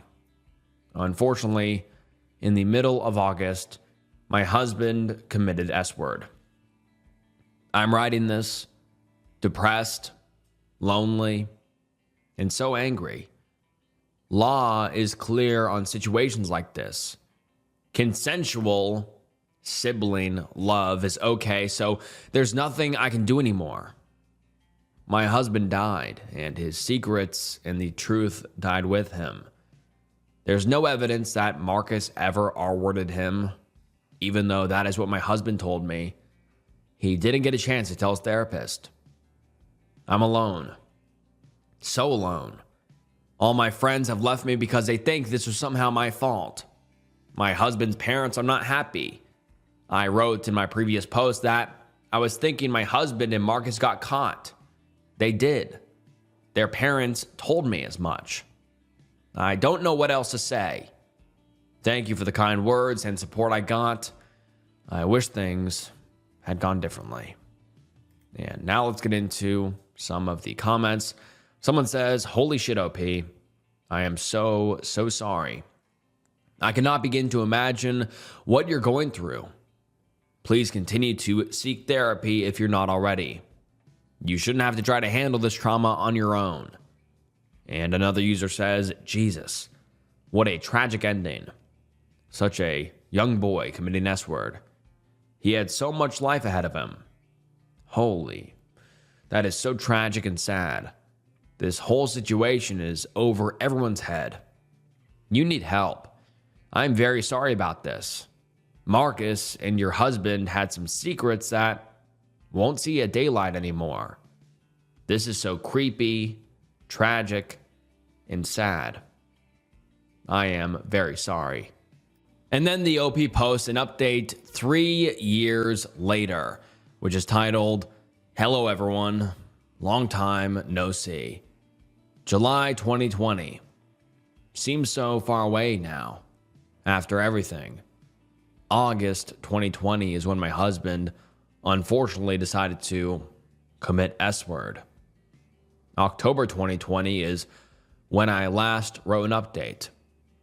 It's been well over 3 years now, but after all this time, the grief remains. I miss my husband dearly, and I'm devastated that he isn't here anymore. I've now moved far away from everyone. I'm living in a different country now. I am happy, I guess. Things could be worse. I'd like to thank everyone who contributed to my initial post. I'm now in a better place, for sure. But I still miss my husband every day. His smile, his laughter, his kindness. A lot has happened after my last post. Mainly Marcus is now dead too. He was drunk, went for a drive, and crashed. I was, and I am, sort of happy about that. Even though I guess I shouldn't. Anyway, I will never return to this account. Therapy has helped me, but not enough. I'm scarred by what happened, and I'd like to spend the rest of my life away from this horrid thing. When I die, I'll be able to see my husband again. I hope he's waiting for me on the other side. Once again, thank you everyone. It's time to finally move forward. My boyfriend destroyed my deceased grandmother's jewelry box, and I think I deserved it. My boyfriend and I have been together for a year and a half. There have been a few problems when he's blown up on me over the smallest things. Usually he gets angry and makes it everyone in the house's problem. When I finally stood up for myself, he hurt me in one of the most painful ways possible. I don't know if I should forgive him or if the blame is on me. My grandmother died of lung cancer when I was 12. She was the toughest and most hilarious little old lady, and I miss her every day. Everything my grandmother intended to give us after she passed was taken by one of her sisters before we could get to her house. By the time my mom was finally able to get there, very little remained. Among the few items left was a beautiful white jewelry box that could sit on a counter. My mother gave it to me after seeing how drawn I was to it. That jewelry box was the only thing I had left of my grandmother. When I moved out of state to live with my dad as a teenager, it was one of the few things I refused to leave behind. A couple of days ago, I wanted to get my hair done but was indecisive, so I asked my boyfriend what he thought. I gave him a couple of color choices I was considering: jet black or a random shade of red. He told me he preferred black over red. I took his thoughts into consideration, but ultimately decided to go with red. As soon as he saw me earlier today after my appointment, he was furious, saying I never listened to him and that he was so repulsed by me he couldn't even sleep with me until I changed it. He called me several expletives. I decided to go lie down and rest before my shift that night. Ignoring him didn't diffuse the situation at all. He started grabbing everything that was mine from our shared bedroom and throwing it down the hallway. He kept saying I was in the way and told me to get up and sleep on the couch. He's done this several times before, and every time he waits until I break down and apologize before I'm allowed to move my things back into our room. This can last anywhere from a few hours to a few weeks, however long it lasts. He makes sure my life is living hell the entire time, yelling at me, belittling me, and telling me what a terrible person I am. This time, I was over it. I was too exhausted to play his game, so I just laid in bed, trying to drown out the vile things spewing from his mouth. When he saw he wasn't getting a reaction, he started breaking things and tearing up my drawings. Before destroying each item, he kept saying all I had to do was get my things out of his room and get my ugly ass out. When I still refused, he grabbed my jewelry box and held it over his head. As soon as I realized what he was about to do, I became frantic. I started sobbing and begging him to stop. I was so loud that his mom heard me from her bedroom on the other side of the house and came to see what was going on. She tried to reason with him, but he was enraged. He just kept shouting, "Get the F out now." After about 30 seconds of chaos, he slammed my jewelry box onto the floor. I was speechless. I began to sob, but no sound came out. His mom looked at me and told me to go sleep in her room and lock the door. As soon as I left, I heard her unleashing on him. I'm positive I heard her slap him hard. I just took my blanket and did as I was told. Eventually, I managed to fall asleep. When I woke up, both my boyfriend and his mom were gone. I didn't have time to question it because I had to go to work. I'm currently on my lunch break and still haven't heard from either of them. I guess I'll have to figure out what's going on when I get off tomorrow morning. I think it might be my fault he broke it, because all I had to do was get out of the room. My stubbornness destroyed one of my most treasured possessions. I feel like an idiot, and I don't even know if there's a way to repair it. I'm just so heartbroken, and I needed to vent. And now let's get into some of the top comments. Someone says, after how long hearing him pull the same shit over and over again, why did she decide now was the time to say, hey, I did a bad job raising my son and should try and fix the thing he's become, and not the first time he threw all OP stuff in the hallway. And then the OP responds saying, my boyfriend is a force to be reckoned with, especially when he is angry. His eyes change color to black when he reaches a certain point. He has this mentality because no one is going to stand in his way to get what he wants. She keeps kicking him out, but she always lets him back in. Another person says, this is one of the times I wish it was a story. Get the F out now. Seriously, just leave. Period. End of story. And get a restraining order. Another user says, what flowers would you like at your funeral? Do you want a closed casket or an open casket? Would you rather be cremated? Who's going to give the eulogy at your funeral? If you don't leave, those are the decisions people are going to be making within the next year. He's abusive and he's going to kill you in the future if you don't leave. And another user says, this is not a man you want to be around. He sounds controlling, unhinged, anger issues, so many red flags. A real man can give you his preference, but accept when you change your mind without losing his marbles like this. And then the OP posts an update 2 days later. And let's get into the update. This is an update to a post I made a couple of days ago. After I got off of my shift that morning, my boyfriend was sitting on the front porch waiting for me. As soon as I opened the door and got out, he approached me and kept telling me how sorry he was. I was still angry and hurt, so I didn't say much. When I walked inside, he led me to our room. It was spotless, the cleanest I think I've ever seen it. He showed me that he had tried to put the jewelry box back together. I know he did his best, but there were still pieces missing, and the glass from the doors was shattered. I just looked at him and said thank you. I didn't complain or say anything else because I knew what would happen if I did. Apparently, though, I wasn't enthusiastic enough because he got annoyed almost immediately. He started calling me ungrateful. I told him that he couldn't undo what he did, and that's when he became irate. His mom was at work, so I didn't really have any backup, but his little sister was home. After he started yelling, he grabbed my jewelry box again and took it outside, shouting that I was ungrateful and didn't deserve him. His little sister heard us yelling and followed me outside. We both watched as he threw the jewelry box onto the concrete, smashing it worse than before, and then picked up several pieces and put them in his pocket. I started crying again and fell to my knees beside the remnants. His little sister came over to comfort me and told me that she loves me more than she loves him, that her big brother was really mean. I told her that I loved her too, but she shouldn't say things like that, especially while he could still be listening. She nodded and helped me pick up the shards of wood and glass. I told him I wanted to leave. At first, he called my bluff and said, fine, leave then. But when I texted my dad that I needed him to come home and get me, and he realized what I'd done, he lost it. He started crying uncontrollably, took my phone, and texted my dad back, pretending to be me, saying it was all misunderstanding, that everything was okay, and that we'd worked it out. After that, he spent probably 4 hours talking to me, telling me he was going to be better, that he was sorry, but also pointing out all the things I do that are wrong or bad.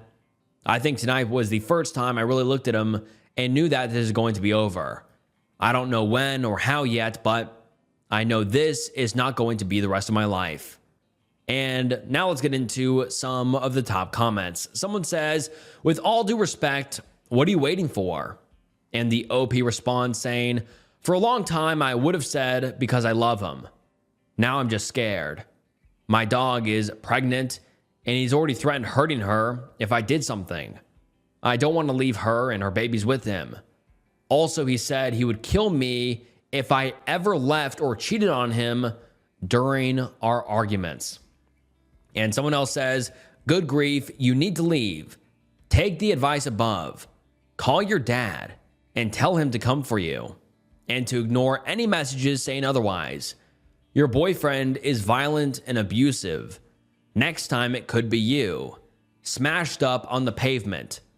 Please, leave ASAP for your safety. And then we don't get an update from the OP for a long time, about 6 months, but 6 months later, the OP comes back with an update, and let's get into it. The post is titled, 2 days before I left, I thought he was going to kill me. This is another update about my ex breaking my grandmother's jewelry box and what happened after that. I cannot explain how uplifting it was to see all of the responses to my situation. Sorry if it is a little scattered. Thinking about what happened and writing it down made me truly realize how much danger I was in with him. One thing that is really hard for me to admit is that I did get out once and then I went right back. After he took my phone and pretended to text my dad back like I was the one saying everything was okay, I eventually did manage to get a hold of my dad for real. He came with the police and got me out of there.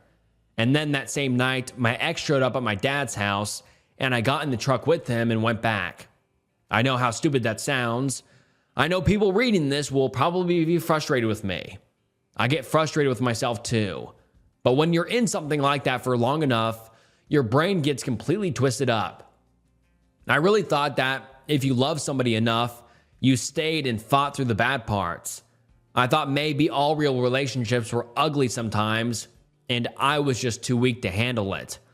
I also thought I would never find another person who understood me the way he did, and that mattered a lot to me back then. A big reason I went back was Snowball, my dog. She was very pregnant, and I could not leave her there. About a week after I came back, she gave birth to 6 white puppies. After that, my whole life was just taking care of her, taking care of the puppies, and trying to make it through each day without falling apart. There was also something else that happened that made everything so much more volatile. One of my mom's friends was staying with us for a while. One night, we had all been drinking, and me and that man went out back to get wood for a fire. When we got a little way into the trees, he turned his phone flashlight off and kissed me. I did not kiss him back, but I also didn't stop it instantly. It was maybe a second or two before I told him to stop. What I didn't know was that my ex was somewhere out behind us in the dark. I don't think he could actually see it, but he definitely heard enough to know what had happened. From that point, everything got even worse. And I mean, way worse. It was already bad before, but after that, it felt like I was living in hell. There was no peace at all. Everything felt angry. Everything felt dangerous. It was like whatever little bit of mercy he had left for me was gone. After Snowball had weaned the puppies, me and my ex got into a huge fight one night. The next morning, he was trying to act nice and make me breakfast. I told him I appreciated him trying to do something nice for me, but I just couldn't eat eggs like that. That was all it took. He balled his fists, stormed outside, and then came back in just a few minutes later looking pale. He told me Snowball had crawled underneath the truck and died. There was no blood, nothing obvious. She was just dead. I still do not know what happened, and I'm not going to sit here and say something as a fact that I cannot prove, but part of me will always wonder if he did something to her. I don't know. I probably never will. I just know losing her like that destroyed me. She was the last tie holding me to that place. 2 days before I finally left, we were standing in his mom's garden at night after we had both smoked. Weirdly enough, it had actually been one of the first good days we had in a really long time. We had been talking all night. He kept telling me how much he loved me and how when I got back from visiting my family, everything was going to be better. He said we were going to get our own place. He said things were going to be amazing. And I wanted to believe him. I really did. We were just standing there hugging, and then all of a sudden, he started squeezing me tighter and tighter. His breathing changed. It sounded rough and forced. I don't know how else to explain it, except that this feeling of dread just rushed through my whole body at once. The only thing I could think of was, he is going to kill me. I started crying, not just tearing up, like literally sobbing. He asked me why I was crying, and when I told him, he laughed in my face. I think about that moment all the time. Part of me feels like maybe subconsciously I could feel what he was thinking, or maybe I was just so used to being threatened and scared that my body panicked before my mind caught up. I don't know. I just know that I haven't forgotten that feeling, and I don't think I ever will. There was a family event a couple states away for one of my siblings coming up. He had known for months that I was going, and he did not want me to go. But by that point, I had kind of hit my limit. I told him I was going whether he liked it or not. After I rejected his pleas for me to stay, he drove me to the Greyhound station himself. The last time I ever saw him in person. He was sitting in the front seat high out of his mind on drugs, practically drooling and laughing at himself. After I got away, the call started. At first, it was just constant manipulation. He would call over and over and keep me on the phone for hours, trying to make me feel guilty, trying to confuse myself, trying to wear me down until I gave in. Once I stopped listening and stopped letting him pull me back in, it got more aggressive. So I blocked him. Then he started calling me from other people's phones. I had to block his little sister's phone because he took it and started doing the same thing from there. Then I had to block other family members too because he kept using their phones. That is one of the hardest things to explain to people who have never been through something like this. Leaving is not always just one big, brave moment and then it's over. Sometimes you leave and go back. Sometimes you leave and get manipulated for weeks and months after. Sometimes you are physically gone but still scared all the time. Sometimes you keep looking over your shoulder even when you know you're safe. But I'm safe now. I'm with my family. My dad made it very clear that if he ever comes onto this property, he will regret it. One of my ex's cousins even brought me the puppy I'd picked from Snowball's litter, meeting halfway so she could be with me and away from him. So even though I'm still scared sometimes, even though I still panic when I see a vehicle that looks like his, even though I still freeze up, my story does not end with him. I got out. I'm alive. I refused to let that asshole play any part of my life ever again. And now let's get into some of the top comments. Someone says, "You're out. Whatever else, you're out. Don't consume yourself with what ifs or should haves. You had to learn the lesson your way and you got out before he killed you. Nothing that happened was your fault and you're out. I'm so proud of you." And another person says, "He strangled your dog, but this isn't a judgment, but why did you go back?" And the OP responds saying, "I don't really have any sort of clean or logical explanation. I loved him, or at least the version of him he showed me in the beginning.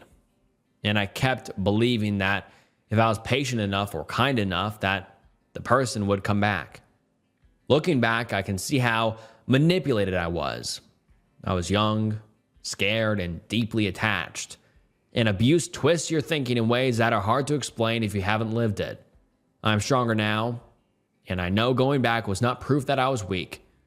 It was proof of how much control he had over me at the time." Am I overreacting?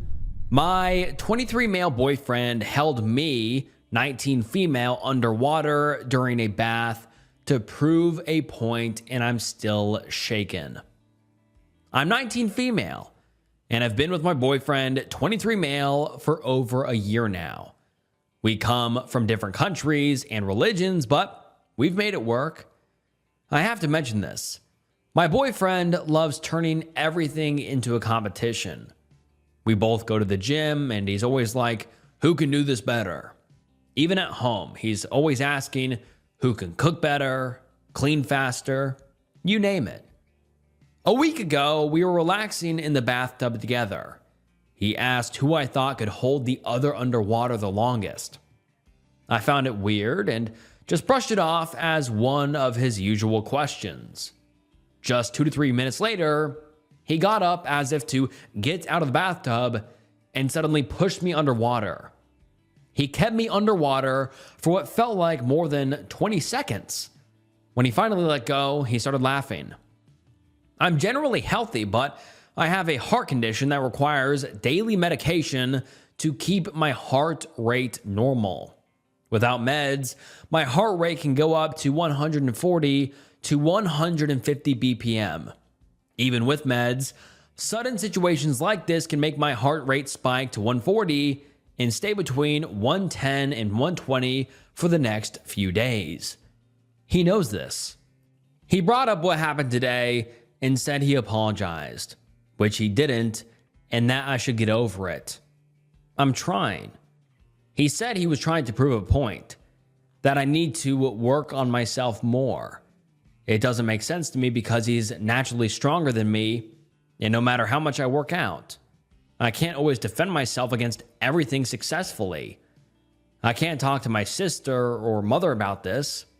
They just ask what I was doing in a bathtub with a guy in the first place. And I still don't have friends here. It's only him and me. We've talked about it more than once, and he says if I did this to him, he would have found it funny. I don't know if I just need to loosen up more, but I don't understand how holding me underwater for that long was ever funny in his head. Edit, he's also complaining now about the marks I left on his arm. Almost faded. I didn't mean to. It was sudden, and I swallowed a bit of water, and I was freaking out and just wanted him to let go. I apologized for this, but told him it was a natural reaction to what he did. And now let's get into some of the top comments. Someone says, you need to get out immediately. Do not listen to anything he says to you to convince you otherwise. He is dangerous. If there is a universe where what he did could be forgiven as a massive error in judgment, the way he's reacted since then, finding about 6 different ways to blame you for being upset, is the opposite of what that would look like. And the OP responds saying, you're completely right. It's just I've never felt unsafe or uncomfortable around him. That's why this is so difficult for me, I guess. And another user says, this is very, very scary. I am afraid for you. You are still shaken because what he did was violent. There is no other way to define it. He used his greater body mass to restrain you in a dangerous, scary, and potentially life-threatening situation and found it funny. He has gone far beyond the boundaries of normal competitiveness. The fact that he pushed you to apologize for leaving marks on his arm while he was practically drowning you leads me to believe that he, number one, is unable/unwilling to see the true harm of his actions. Number two, will do something similarly violent again. Number three, will find a way to make your reactions to his violence the bigger problem. Please find a way to remove this man from your life soon, before he escalates and puts you in even greater danger. And the OP replies saying, I'm afraid too, and can't stop thinking about what if he does something like this again. I'm confused because he says he didn't really mean to hurt me and I love him a lot. I know I need to really do something about it, but it's been a week and I still haven't done anything. And then the OP posts 1 month later an update, and let's get into it. Hi, I just wanted to let you guys know that I'm away and safe. I tried to log in 2 days ago to update, but found that my account had been suspended. Maybe I did something wrong while creating it, or mentioned some details I wasn't supposed to. But I'm okay now, and wanted you to know because I'm really grateful for all the advice and support I received that I wasn't sure I would find anywhere else. If my update is too long, you can just stop here because the rest is just what happened in detail. I'm currently staying with a woman who used to be one of my neighbors before I moved in with him a few months ago. She's the only person I could think of calling for help, and she didn't hesitate to come right away to help pack some of my things and leave. She also encouraged me to call my family. I called my mom 2 days later. She promised to not tell my siblings or my father. My parents are divorced. I told her everything, and she asked how she could help, which was something I wasn't actually expecting. The main reason I was hesitant to let my family know is because of both my older sister and my father. They always bring up things people feel ashamed of or bad experiences they've had just to win arguments. As for my ex, he apologized, said he meant nothing by what he did and promised to never do it again. But just 3 days after leaving him, he tricked me into meeting him through one of his friends. She said he packed the rest of my things and asked her to give them back to me. I went to meet her in a public place that I insisted on, and he was with her. We didn't talk because I left right away before I even made it to their table. Since I blocked him the day I left, my neighbor called him and let him know that she has no problem helping me get a restraining order if he ever tries anything. That's all. I'm safe, and I know now that I did the right thing. I'm glad I called her. I found a place with 2 roommates that I will be moving to next week. Although she said I can stay as long as I want, but she's already done so much for me, and I don't want to feel like I'm taking advantage of her kindness. Thank you again for all of the advice. And now let's get into the top comments. And someone says, "Oh, thank God. I've been thinking about you every day since you posted. I'm so glad you trusted your mom and she actually came through. I know you were scared about that. Keep relying on the people you have proven to be on your side and keep being way overly careful in staying the hell away from him. I'm so happy to hear you're okay." My wife has changed a lot since we lost our baby. My M26 wife, who is female 29, and I had a baby due in April. She was going to be our first. Unfortunately, in January, my wife had a medical emergency and we wound up losing our daughter. My wife has changed almost 100% into a different person since then. It has affected almost everything she does as a person, and it's like she's not even the woman I fell in love with anymore. A little bit of a backstory on us. My wife and I have known each other for 5 years, have been a couple for 3 years, and have been married for almost a year now. I have had a really hard last couple of years between my mother's passing and the premature end of my career as a professional athlete, and this amazing woman has been my rock. I feel like I have loved her from the minute I met her, and I've tried to be good to her and to let my feelings for her show through in the way I treat her. We were both so excited when we learned she was pregnant, and we are looking forward to adding a little girl to our family. Obviously, losing her has been incredibly hard on both of us, but it has been especially hard on my dear wife. She has always struggled with an anxiety disorder, and she has always been a little clingy, physically and emotionally. But lately, her level of attachment has shot up past 11. I have to practically fight her to be able to leave for work in the mornings, and then when I'm gone, she sends me at least 20 texts.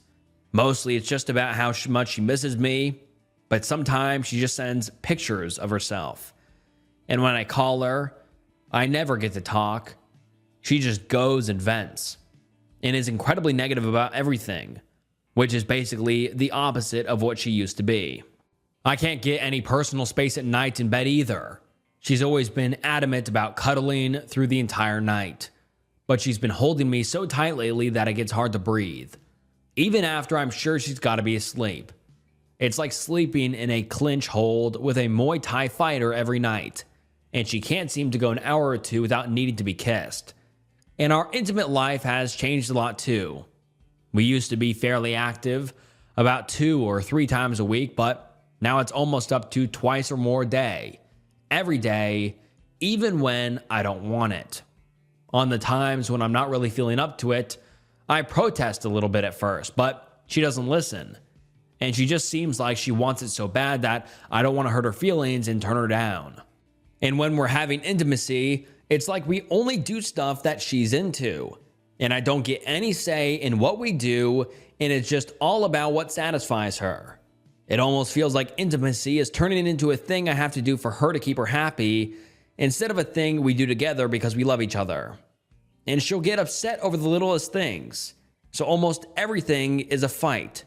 I didn't push in my chair all the way, getting up from the table yesterday, and I got screamed at. I've been seeing the same therapist since I was 16, and she's like a second mother to me. And my wife has asked me not to see her anymore because she doesn't trust her. She also wants me to stop taking my college courses so I can finish my degree. And when I go hang out with my friends, whom she thinks are all idiots and reminds me every time we talk about them lately, it's like I'm leaving to go and never come back. I understand that her mental health is not great at this point in time, and I want to be there for her and support her in any way I can. I want to get through this together with the love of my life and to come out on the other side and watch the sunrise after a very dark night. She means everything to me, but too often it feels like the person she is right now is not the woman I married. Edit. Yes, I understand she needs therapy. Background info on her. She spent a fair amount of time as a teenager in a psychiatric facility, and therapy/therapists are some of her least favorite people. She went to 2 sessions after we first lost our daughter, but refuses to go back. When I bring it up, she gets super angry, hits me. She's not that strong, I'll be okay. And then starts crying and needs to be held. And then the OP makes an edit the next day saying, we were talking today and she agreed to start going to couples therapy and to see her OB/GYN this week. She asked me if I was happy and if I still loved her. I guess she overheard me talking to my therapist on the phone about our intimacy last week. And she overheard some harsh truths. She wants to be well again. And she's willing to try whatever it takes to get there. And then the OP makes a post 4 days later, which is titled Therapy Difficulties. And it reads as follows. I feel obligated to write this and continue updating people here because of the many kind responses and genuine attempts at offering advice and support. My 26 male wife, 29 female, and I were supposed to be attending couples therapy together yesterday evening. We were lucky enough to have been able to get an appointment so soon. I was anticipating not being able to get in with a couples therapist for at least another 2 weeks, but we lucked out and were able to get one this week. My wife and I were supposed to meet each other there after I get off work and out of class, and then go get dinner afterwards. The appointment is at 6:30, and I get out at 6. Hustle across town to get there. Still show up 3 minutes late, expecting her to already be there. She loves being places early, and I didn't notice her car in the parking lot. I figure it's whatever. This is a business park with a lot of parking spaces. She's definitely here. She promised me this morning she would be here, and I go into the lobby, talk to reception, and ask about seeing the doctor. Doctor's in, but my wife definitely is not. Okay, no big deal. She's probably just late because traffic is awful in this horrible nightmare city, so I call her, and it rings all the way through, which is kind of weird. Wait another 10 minutes. No call back. And I try again. Still nothing. I wait another 5 minutes and now it doesn't even ring. Like she turned her phone off. So obviously the appointment winds up not happening. And I'm worried about the safety and well-being of my wife. Because it's not like her to not return my calls. Or to be late to stuff/skip appointments without notification. Her anxiety airs more on the, quote, I have to be super punctual type of anxiety. So I head home and, lo and behold, my wife's car is in the parking lot of our complex. I head into the apartment and she's in our bed, just watching adult videos on the TV, and I know she's a girl, but I'm just going to say jerking it.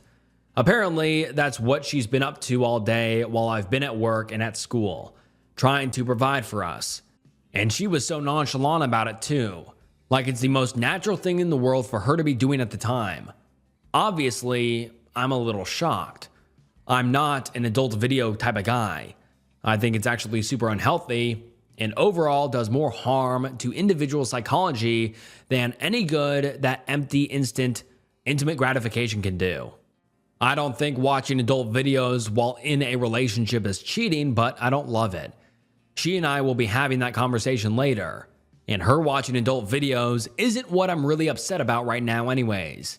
It's the fact that, of all the reasons to blow off our appointment with a couples therapist to help her cope with all of the shit that's been going on lately with the loss of our daughter and everything related to that, hers is because she was too busy watching some other chick get fill in the blank. It's, what happens in adult videos. I get that she's not in a good place, but she hasn't been well mentally or emotionally for months now. I get that it's affected her decision making. I get that going and seeing therapists and doctors and doing the whole thing is scary for her and not something that she has much desire to put herself through, even though she understands that it's probably exactly where she needs to be. I get that she's bored at home after having taken a sabbatical from her job. I get that her hormones have been entirely out of whack since January, and that intimacy just helps her not feel so terrible all the time. I get that she was basically alone when we lost our daughter, and that the way she lost our baby is a million times worse than the way I lost our baby. I understand all of that. But I still have to go to work so we can eat and pay our bills and rent, and come home and get yelled at for putting the dishes in the dishwasher the wrong way or whatever. And then not get any sleep at night because we're up until 2 in the morning because she got all intimate all of a sudden and will cry for hours if I don't do it. If that's the way life is until we can beat this thing together, then that's the way it is and I can tough it out for her sake. But the absolute least that she can do is show up when she's agreed to show up so that we can beat her depression, so that she can get better and be well again. So I stayed at a friend's place last night, and I think I'm crashing on his couch again tonight. My wife has called 6 times and texted 90 times. And it went from asking if I'm ever coming back to begging me to just come back to rants that I haven't read about how sorry I'm going to be, back to begging me to come home. I made the mistake of answering one of the calls, and when I tried to explain that I'll come home when I'm ready to come home and that I still love her and still want to be with her, that I'm just really hurt and upset and need space, she screamed at me like I have never, ever in my life been screamed at before, about how I'm probably cheating on her right now and how I've abandoned her, and about how dare you, was repeated a lot. I don't really know what my criteria is for feeling ready to go back is either. I think at first it was when I felt like she was genuinely ready to talk and not just to yell or have a meltdown. But then I remembered that she and I have already talked about this, and that didn't do anything. I think I'll call her when I get off work and give her the ultimatum of actually going to therapy or a facility or just anything that's in a step in the right direction. Or our relationship might have to be put on hold until she gets everything figured out. And then we don't get an update for a little over a week, about 9 days. And 9 days later, the OP posts an update post, which is titled, "My wife is in a psychiatric care facility." This is kind of an update to my previous posts. I've been thinking a lot about why I posted on here in the first place, but I think it basically boils down to this being more or less a journal of myself.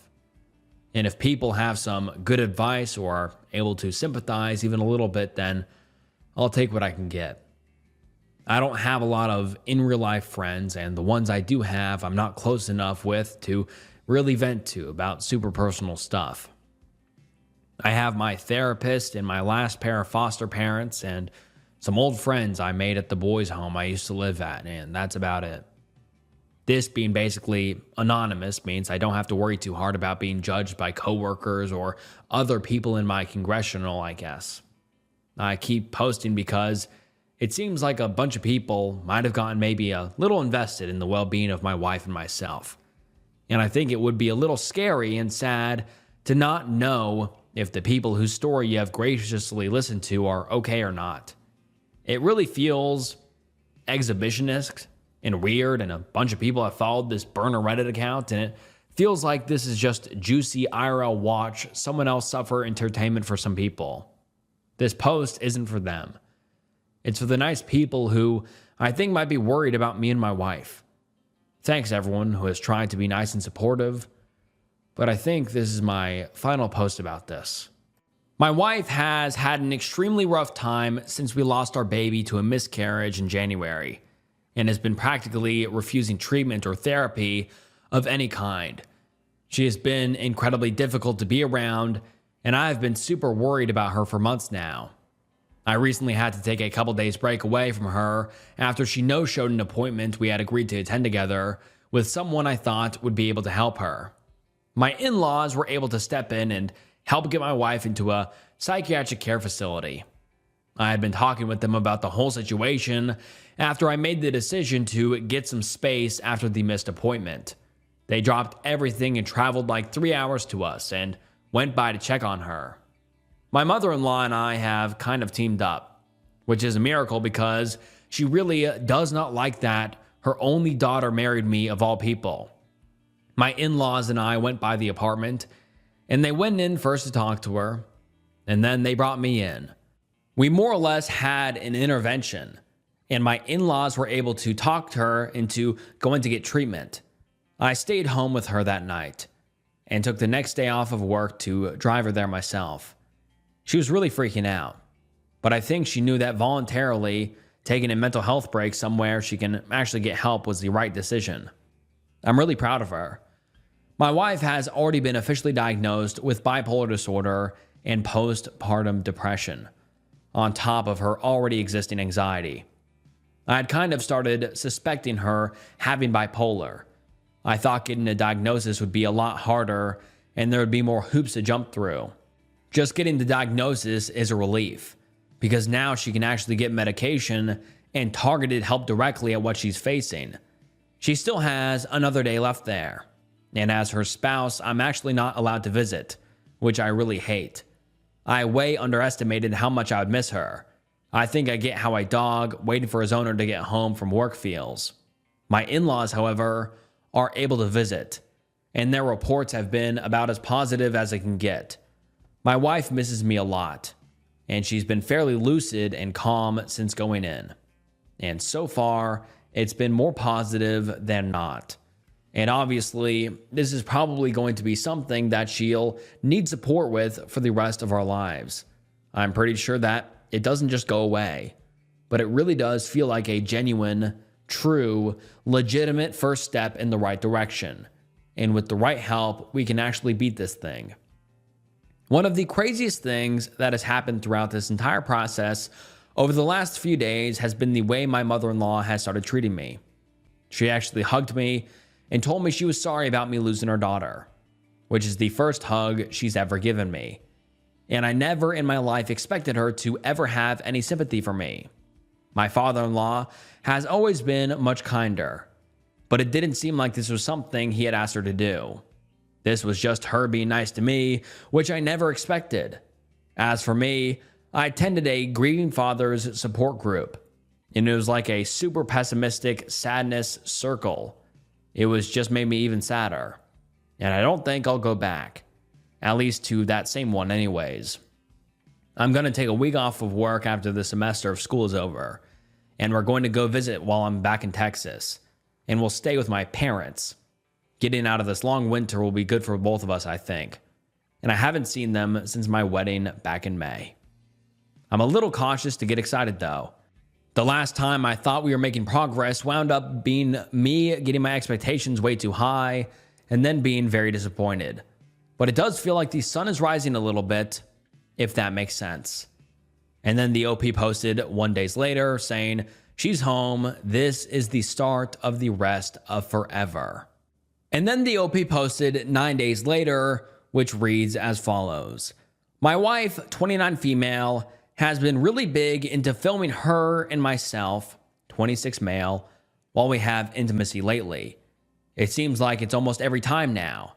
She has said that she keeps them for herself and it's a way to keep herself satisfied when the hyper intimacy hits because of her bipolar disorder. She thinks that one of our videos is really hot and that if we posted it to an adult film website, it would do really well. She said the idea of that really turns her on and has been nagging me at least once a day for the last couple of days. I really don't like that idea. And when I went with her to hang out with her friends yesterday, one of them, who has a big OnlyFans following plus a part-time job instead of a full-time job, put me on the spot about it and said, she later claimed this was just a joke, that she would introduce my wife to a guy who would be willing to make a video with her to post online. I lost my temper with her, and it turned into a shouting match. And then my wife and I left. I get that I shouldn't have yelled, but I was so mad. In the car, I caught a lot of hell for freaking out on her friends over a joke. I really did not read her comment about introducing my wife to a guy that would have intimacy with her on camera as a joke at all. I get that my wife has a right to vent to her friends, and I'm glad that she has people she can talk to besides me. I just think that her friend was wrong to put me on the spot about it, and that her joke was way out of line. And I don't want to be the husband that tells his wife she can't see her friends anymore. But I don't feel entirely comfortable with her seeing and hanging out around these people. And now let's get into some of the top comments about this entire thread. Someone says, guilt tripping him into unwanted intimacy, screaming at him for small things, hitting him when he says things she doesn't like, and now in the middle of what should be her recovery, she picks a fight with her husband about doing adult videos. My goodness, that is a lot to unpack. I do hope with the new diagnosis that she can start getting some medication and treatment that will really help her. It does stick out to me that she spent a lot of time in mental health facilities as a teenager, and as soon as he told her parents what was going on, they immediately drove 3 hours down and talked her into getting treatment. I know he says that his wife's behavior completely changed, but I do wonder if she hasn't had problems like this for a while, and this is just them resurfacing rather than appearing for the first time. And another person says, I don't know what to say except, Jesus Christ, OP is going to get very hurt. And another user says, God damn, that was a roller coaster. Poor fella is playing a game that needs advanced psychiatric degrees. My mind's eye is a field of red flags. And then another user comments, spiraling, which I feel like sums up this entire thread very well. Although it is very sad for what the OP has to go through, and I hope that the OP's wife gets the help she so desperately needs. This really is just a very sad and a situation that is spiraling out of control. And all right, guys, that wraps up some true terrifying Reddit threads. I really hope you enjoyed today's video. If you did, please leave a like down below. I really appreciate all of the support, and subscribe to the channel. It helps more than you know. And yeah, comment down below your thoughts, feedback, criticisms. I read every single comment, so please comment down below. And I hope you found today's video interesting. And if you found today's video interesting, then I'm sure you will like some other videos on the channel. So go check out some other videos on the channel, and follow my Instagram and Spotify. It means the world. And all right, thank you guys so much for watching. This was Snook, and I'll see you next time. Bye.